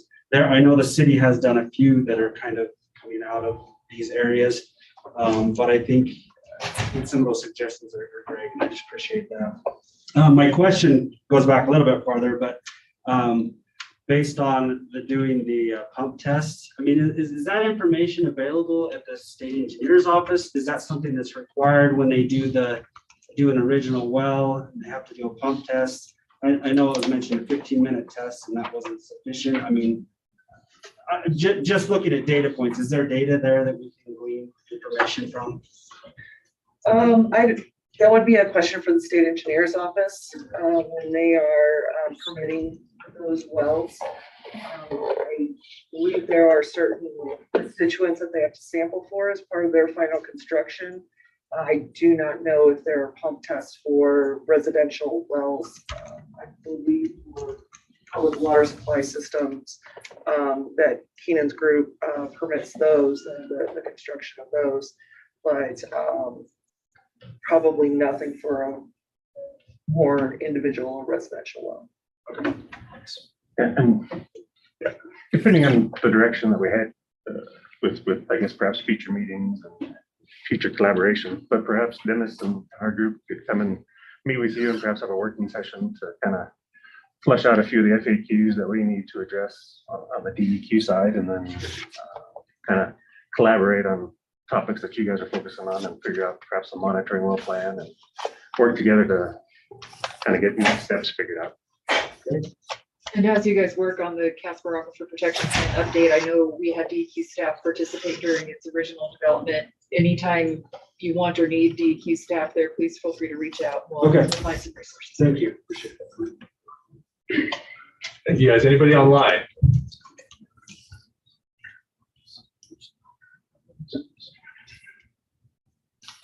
Anybody in the room? Sure, Mara, anything?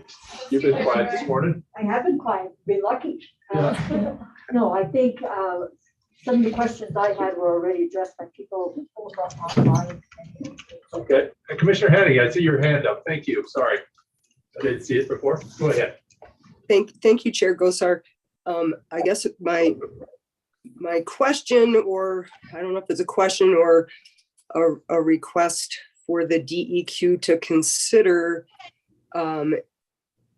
in terms of looking at cumulative impacts to the aquifer, and the question about, you know, whether you have the authority to do that. And of course, I'm not your attorney, but when I look at statute, the Wyoming statute 18-5-306, and looking at the requirements for what a subdivision that's choosing to use on-site sewage systems has to provide in a report, they have to make a demonstration of many things, but two of which are protection of groundwater uses, which is, I guess, little VI, little Roman numeral 6, protection of groundwater uses, and then Roman numeral 7, watersheds located on or draining into, under, or over the proposed subdivision.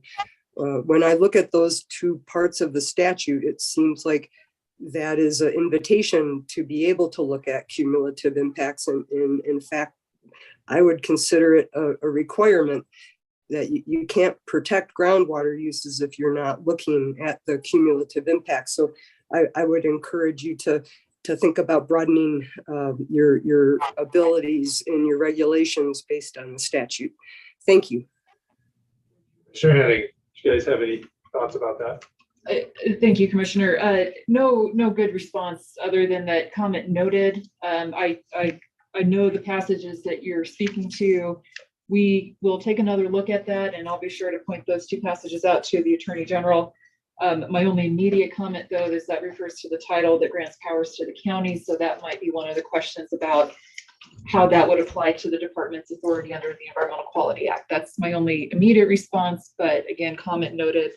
We'll take that information back. Thank you.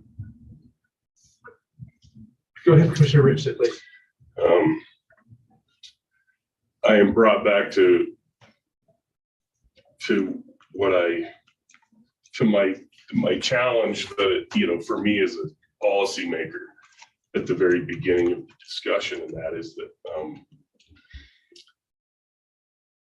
financial tools and resources matter, and individual property rights and uses matter. And some people think that I have some ulterior motives besides protecting groundwater because of the positions I take on these things.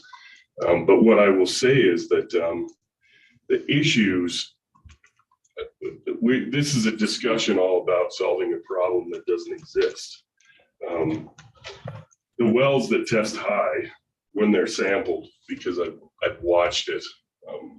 Years ago, the city had a program where they had their water resource specialists do a whole bunch of sampling, and they didn't run the water long enough to test what's in the aquifer. They only tested what was in the pipes or the pressure tank or the well. And a lot of the wells that test poorly are very old, and they're only cemented 15 or 20 feet down, and then it's an open hole casing all the way to the production zone. So, and then surrounding wells, you know, a plume would show maybe a concentrated area with some diminishing amount of nitrates going out from it. So you could like plot and see the plume with data points, but where you see contaminated wells with pristine ones around them and they're sort of checkerboard mixed, that doesn't speak to an aquifer water quality problem. It speaks to a well quality problem. So we've talked a lot today about all kinds of remedies, but where these wells are drilled, the aquifer is more confined. So the conclusion that I have drawn is that some surface contaminant is running down the annulus of the well and contaminating the well. And then when they sample it, they don't run water long enough to sample the aquifer. They're sampling a well that has contaminated itself from the surface, because you can go to the next properties around and find considerably better water quality. So we're talking about a discussion that's based on flawed testing methods, you know, sample gathering methods, and also on wells that are really old and weren't completed. They weren't cemented or sealed all the way to the production zone. And then we commingle that with a larger discussion. But when you pull those out, you can't find a plume in the aquifer. You can't find any place where the water quality has been harmed by any source, not livestock, not septics, not fertilizer, not any sort of spills or, you know, any sort of pollution. So I'm frustrated by the discussion because it's all about roles and responsibilities and all this sorts of things, and, you know, legal authorities and funding mechanisms and all of that. But the most appropriate way to deal with, in my mind, to deal with wells that are testing poorly is to make sure that the sample collection is proper, and also make sure maybe engage in a well replacement program for those rather than regulate across the larger aquifer. It's really interesting.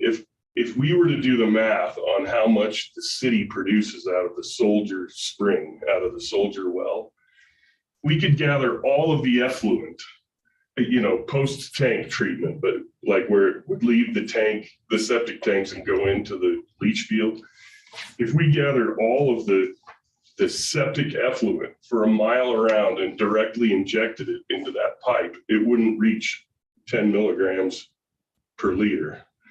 The point is that dilution is the solution. There's so much water moving. They're producing so much that if you gathered all of the effluent and directly injected it into that pipe, it's simple math, you wouldn't get to where it exceeded the 10 milligrams per liter. And then we have these disparate sources on top of a confined or partially confined aquifer with unsaturated soil in between and confining layers. It has always been a bizarre discussion to me.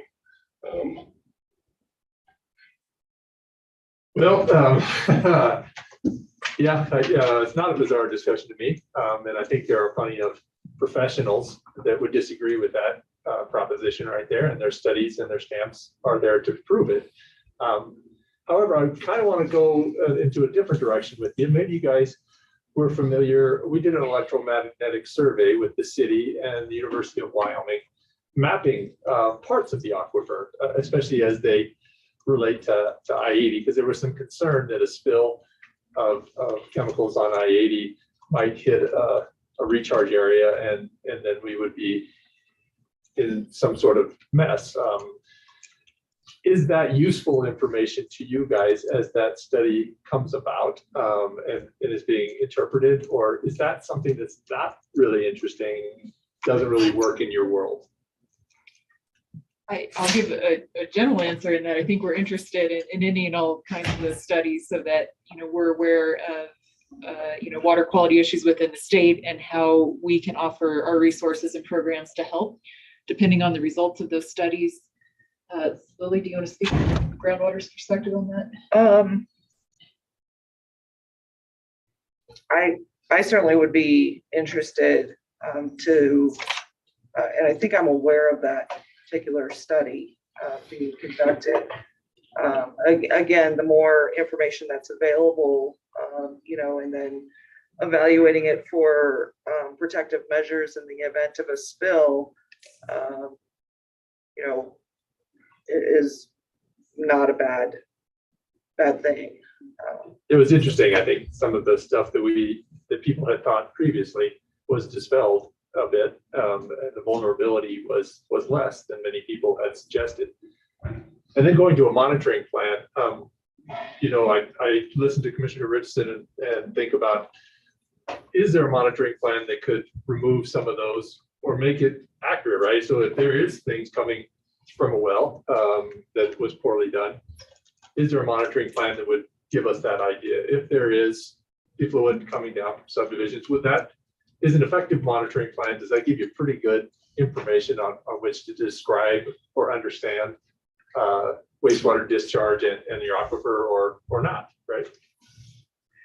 Yeah, I think it depends on, again, what your monitoring objectives are, where you have your monitoring wells, and how broad conclusions or specific conclusions you can make from the data. I'll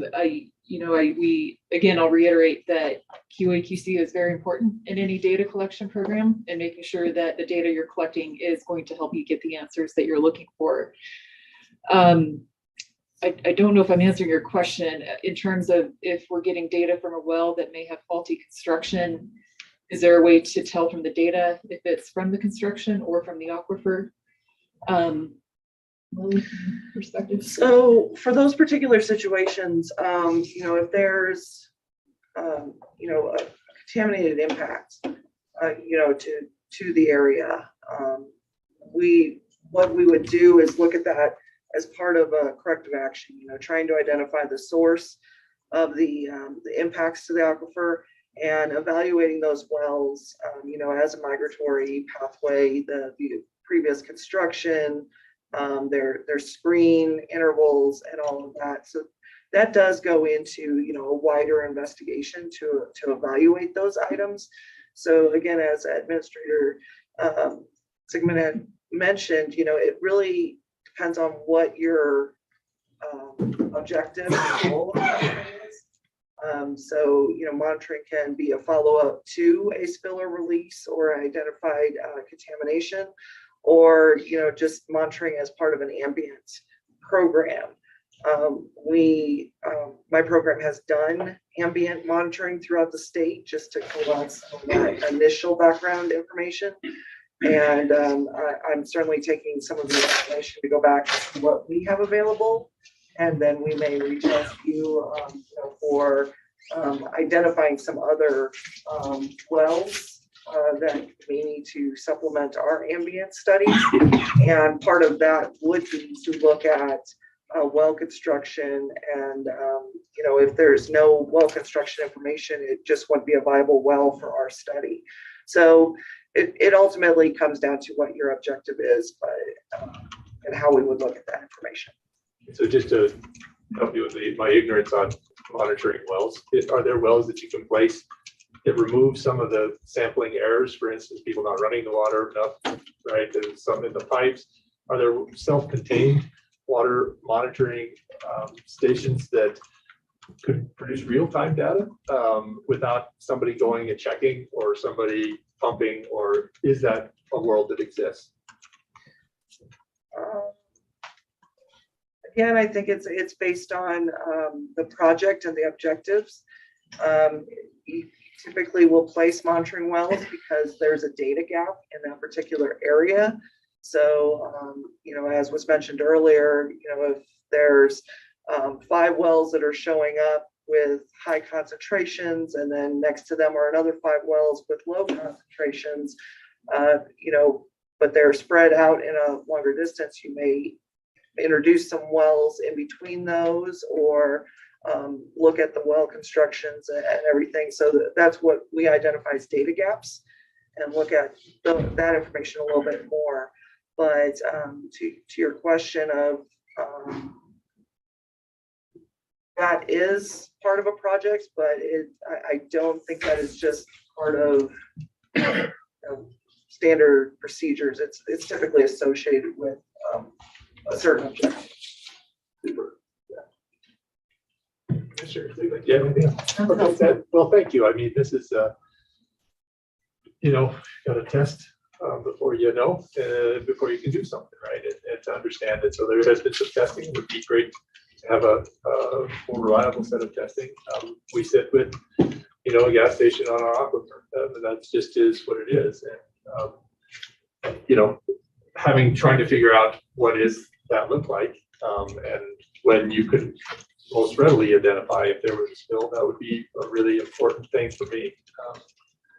Anybody in the room have anything else? Yeah, Kennedy, please. And I'm actually going to backtrack a ways.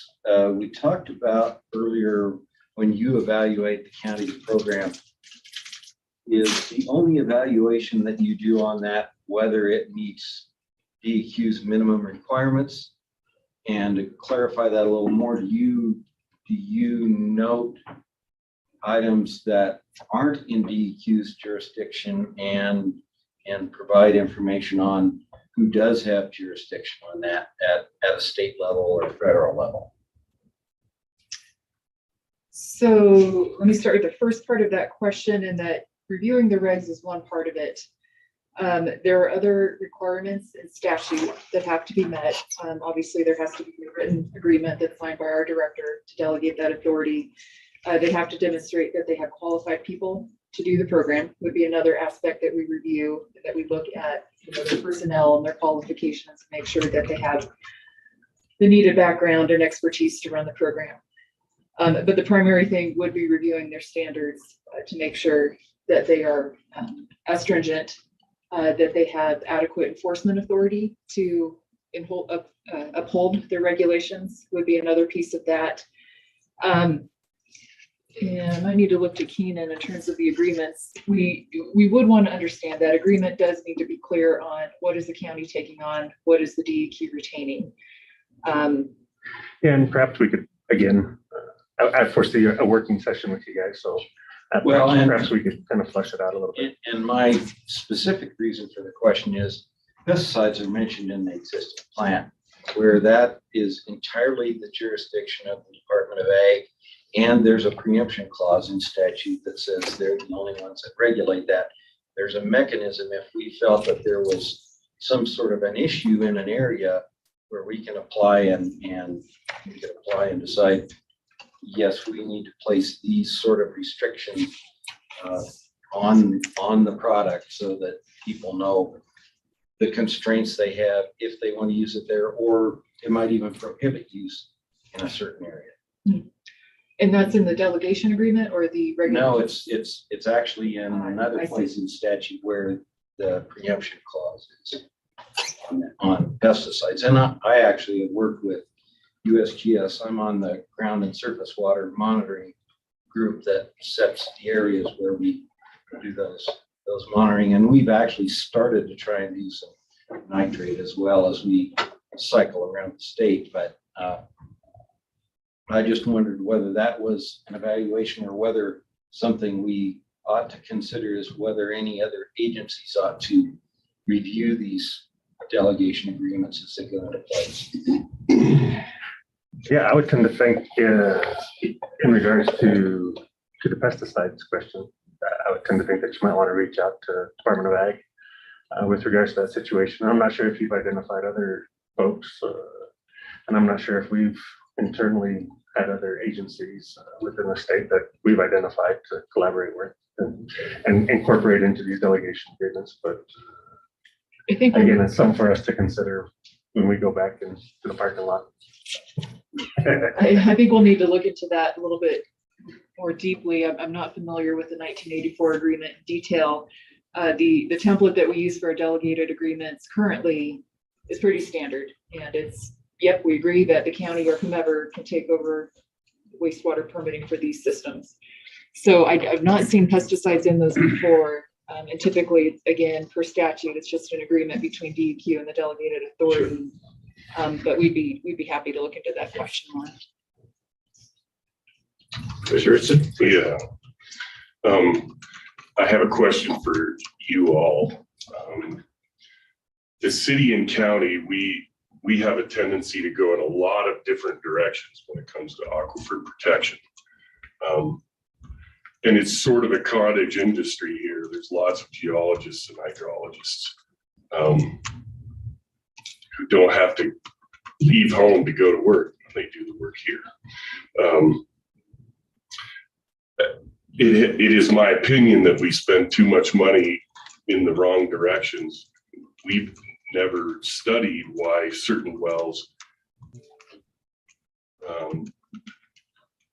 that test poorly when they're immediately surrounded by wells that don't. There's an example. There's a well in the Valley View subdivision that was replaced, so it tested. Now the background there is below 2 milligrams per liter, or 2 parts per million, and across the entire subdivision, those are the smallest lots anywhere. Those are the smallest lots on the aquifer, and that water is the best water. It tests at 2 or below, and this guy had 20 parts per million, all surrounded by, wells that had a tenth of that. And he replaced his well, and then he had 2 parts per million. So he plugged and abandoned his old one, replaced it, and he was back to the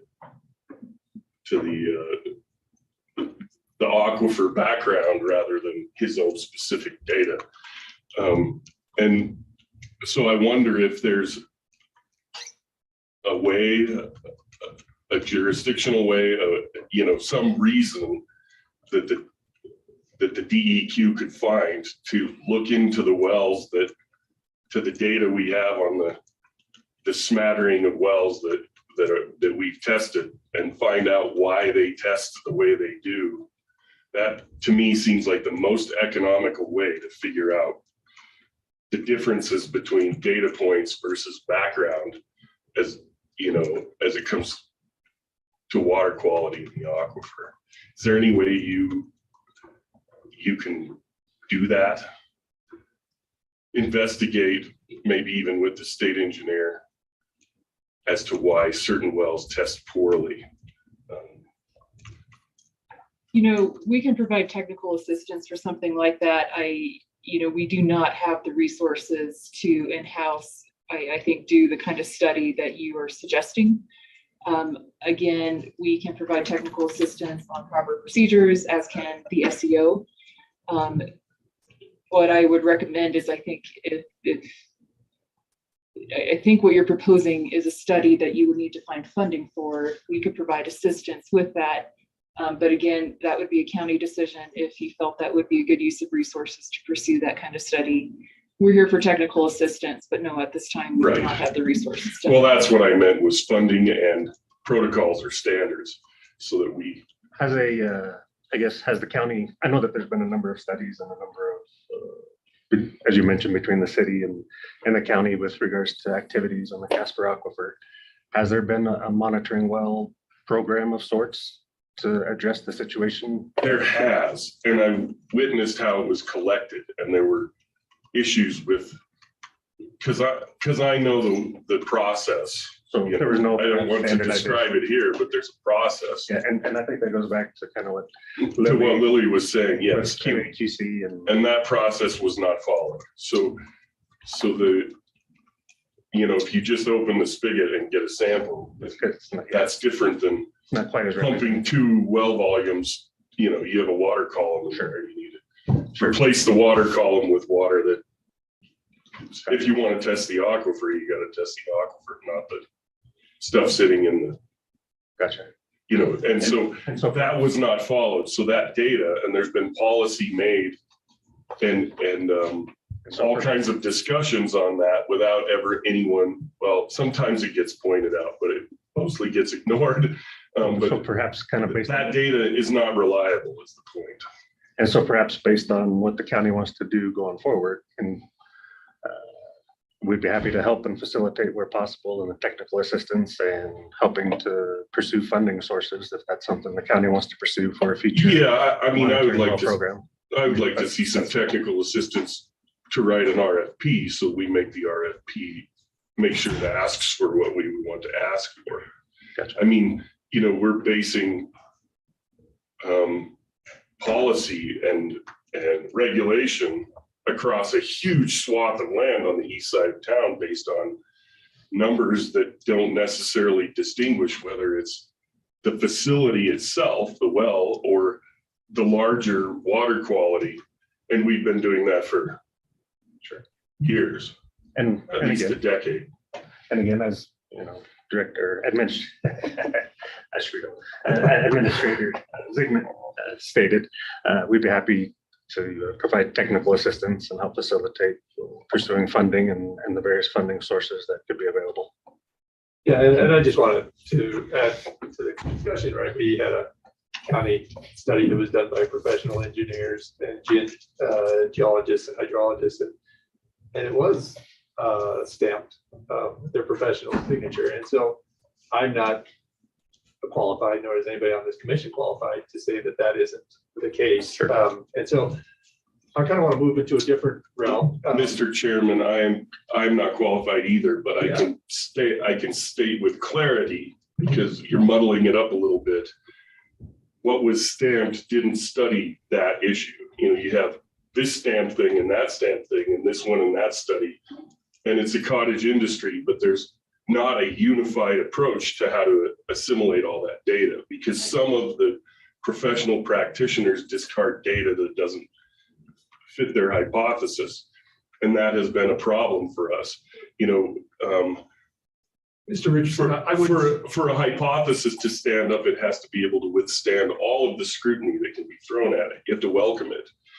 So if someone asks questions about your data or your process, and you, as a scientist, if you're defensive or arrogant or aloof, or you push back, it might make you more of an activist than to be honest, you can't care where the science leads you. You have to just go where it leads you, giving all of the data equal value in terms of how it informs your conclusions. And we haven't had that. Well, yeah, You've that might be been your. warned about this before, going off on these tangents like this and not. I'm an elected commissioner. And so I'd just like to head to this route. Is there a place in counties in Wyoming that are doing enhanced or advanced septic systems? Why do you guys understand the reason behind that? And what are the results? Are there any results of that? I think I'm familiar with Lincoln County comes to mind, maybe Park County. Is there something else somewhere else? Dennis? Well, in Lincoln County, parts of it, they are recommending that you use the Presby system in Lincoln County. And I don't know exactly which parts of that. I'm not involved in Lincoln County, but I do know that they, in some instances, have required a Presby system or equivalent to be used. There are really no studies done to see how effective any of these are, because studies like that are usually done on a small scale, like at a university. But in order to really say, is this leach field or is this septic system working correctly, all the monitoring points that you would need in the system and ways to monitor it over a long term, it would take a long-term study to see if that is accurate. So we really don't have any data to say this is an extremely effective procedure or not. It's, we rely a lot on the manufacturer's certifications for various entities like national size foundation standard 40s and things like that. But they have been tested under actual conditions for lengths of time to achieve certain standard levels that basically they put the good housekeeping seal of approval on it, and those systems, are more of your advanced systems. And, they can, that's how, the engineers can determine, is this system going to work here? Because it gets a 25% removal on average, as opposed to an 80% removal on average. But no, I'm not aware of any long-term studies that have been done on any system that just somebody would install. And were those put in because they were concerned about water quality in the area? Is that kind of your understanding of the reason? And then just a little bit, you don't have to know the technical data, and I will try to look it up, but I know nitrates is monitored, but there's many other fluents and that aren't monitored that are important also. What is the reduction in nitrates in like a Presby system versus a standard system? I don't know exactly what Presby system is used in the Atlantic seaboard. They have setbacks from bays, estuaries, lakes there due to eutrophication, shallow bedrock. The nitrates end up at those. Presby is being granted in most of those municipalities and jurisdictions a reduction in the distance that they have to be from that site. So if it's 100 foot, right now Presby in some areas, they're allowed to be within a 50-foot distance or a 75-foot distance. So that just, people say, well, it's 75%, but that's the setback distance, that's not a removal distance. I really haven't seen anything on what the removal number is, what percentage removal or impression it makes, but they have done enough studies that Presby system, they advertise in those areas that we can reduce your setbacks. The state and local governments allow reduction of setbacks. So that does mean that they are doing some nitrate removal. Thank you, Jen. Yep, nothing further. Okay, well, we I have, have one sure, please, question, go ahead. sort of a summation. Thank you very much for your time this morning, Alan. You have suggested some items here that I think will benefit us, things like long-term strategy to collect data, get more data to you guys and all. You mentioned that you could assist with RFQs and all. How far does DEQ actually go in assisting with policy for somebody's regs? Do you look at those? I don't know if you're familiar with ours specifically, but is there something more that we should be having in there to protect our water source that we're woefully missing? In terms of answering your question about how do we get involved with local policy, my answer is we don't, beyond these kinds of conversations where we can provide you with technical assistance that then you could use to develop your policies, but we do not review those, and our review of your regulations are limited to where in the Environmental Quality Act we have authority to review those for delegated authority. And I think I may have missed the second part of your question or lost the train of thought there, but again, we're here to provide technical assistance where there is a nexus for some regulatory overlap. We fulfill those functions, but local policy is not something that we would review. Okay. How about online? We have 20 minutes left. And these guys have been so good and break such interesting roads, and it's been such a wonderful conversation. If you have a question that you'd like to ask, let's get a hand raised, or David. Yeah. Commissioner Platt, go ahead, please. Thank you. Can you hear me? Got you loud and clear. Thank you. All right, very good. This is backtracking, and just for a point of clarification for my own edification. I was interested by a comment that Commissioner Richardson said, which is an observation that generally as you move west through the aquifer, water quality degrades. And I'm just wondering if, I assume it's correct, and I'm wondering if someone else can speak to that, perhaps Commissioner Hinckley. Say that.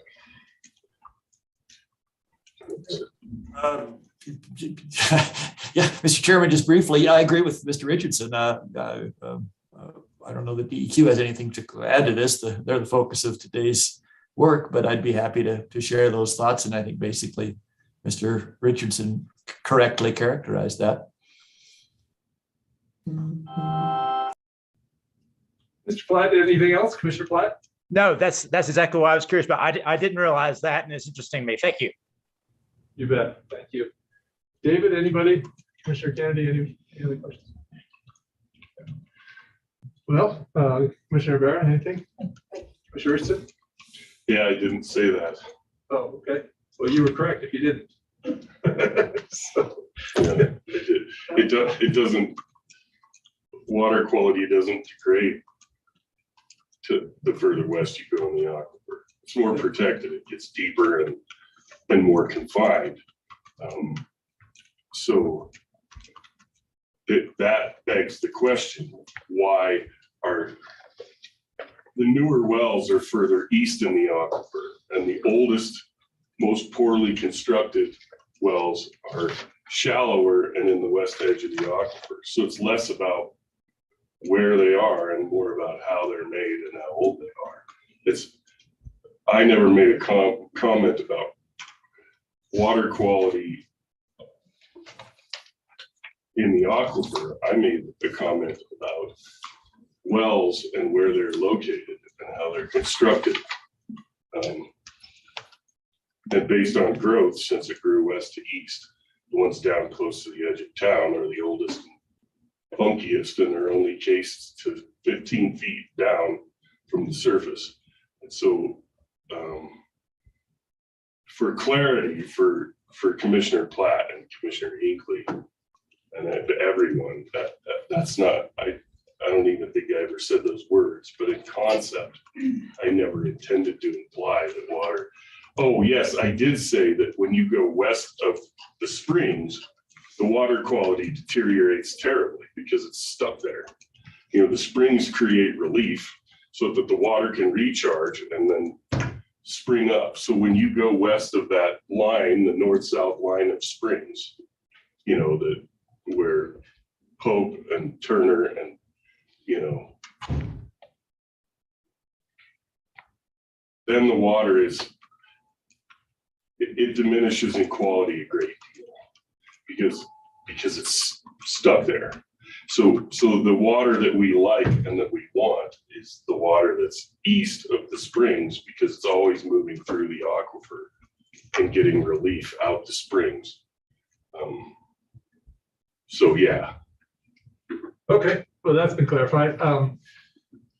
Well, I have to tell you guys, thank you. I am so grateful for, first of all, being able to see you, put a face to a name. The information that you've given me personally in these 4 pages of notes is really useful. And a lot of places I will go back this weekend and try to figure out exactly where I should be looking for some of this stuff. So thank you a ton for that. We asked a lot of questions of you, and I have a few notes of what we could do for you. The cumulative impacts, personally, I find that to be important. Do you need that to come in a commissioner's letter? How would you like that to come? Individual commissioners, what is the best way for people to either tell you yay or nay about cumulative impacts? I appreciate the question, Commissioner. I would say for now, it's on our radar. And I think based on today's conversation, we have, a few additional homework items that we could look into in the short term. What I would propose waiting on would be for us again to regroup. Again, I have asked my staff to form a work group and start looking at subdivisions and kicking around some of these questions, with the idea that incorporated in that we'll be doing some outreach to counties similar to this conversation, some one-on-one, some feedback. And I would suggest that, let's hear other comments. And then if we get to the end of that process, I think we'll have a better sense of, is this timely to open up our rules? And if so, then I think we can easily incorporate that feedback into that rulemaking process. And/or we would then encourage folks to submit a letter to our director with a request to that effect. But I think it's early in the process. We know it's an issue. So I would say let's get further along in our outreach effort, and then we can regroup. And if there's a formal action that we would need from county commissioners, we could communicate it at that time.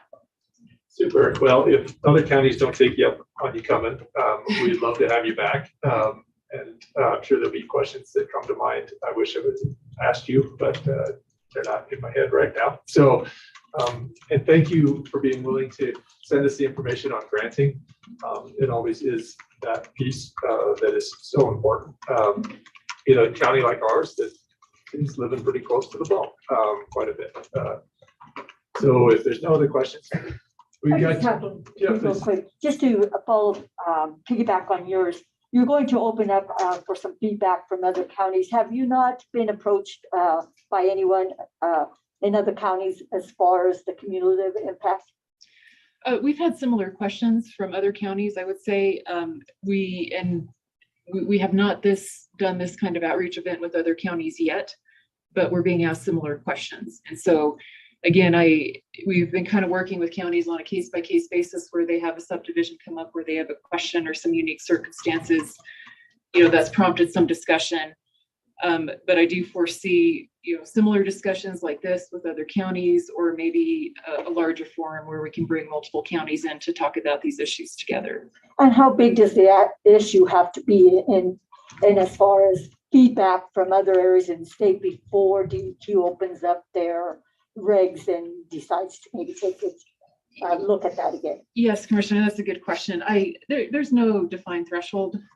We update our rules constantly. It's a continual work in process to work through our regulations, with Chapter 23 not having been updated since 2012.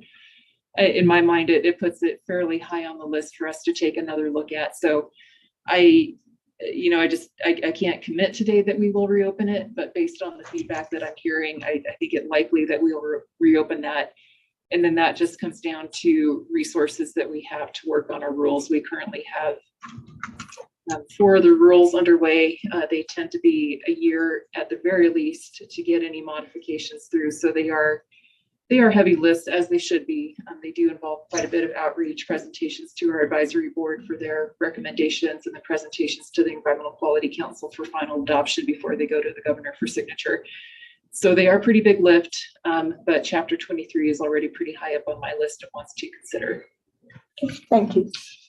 And then finally, the parking lot, we'll send you a list. I saw you taking notes, so Yep. Thank you for doing that. Of those questions that if you would answer for us or give us your best shot at it, that would be super. I so do appreciate your time. I hope you have safe travels over. And thanks. Yes, Keith, please. I did want to add that there is, or the county should probably keep tabs on. There's ARPA dollars that the state has. There's the $1.1 billion that the state has. With that in mind, they are establishing water and infrastructure funding. Some of that funding is going to go to the Office of State Lands, and I guess it all depends on how it shakes out through the legislature and the legislative process. But there's plans for those pots of money to go to Office of State Lands. I think they're looking at $50 million. And then the Wyoming Water Development Office is also going to have around $100 million in ARPA dollars to invest in infrastructure. And that would be water and wastewater. Thank you so much for that. Well, yeah. Oh, Jane, please go ahead. Councilor Pierce. Yeah, thanks, Commissioner Gosar. I just want to, for those of you in the room that don't know, I'm the Vice Mayor of the City of Laramie. And because we are very dependent on the Casper Aquifer, I think we use roughly 50 to 60% of our municipal water comes out of the aquifer. And I just want to thank you all from the DEQ from the bottom of my heart, truly, for this information, and certainly do appreciate your time and all your energies associated with this effort. So thank you. Thanks, Vice Mayor Pierce. And with that, seeing no more business before that, we'll shut this work session down. And thank you all for joining us online. Thank you for taking time in person today. Thank you guys for driving over. Really informative. I really do appreciate it. Y'all have a great Friday and the rest of your weekend. Goodbye.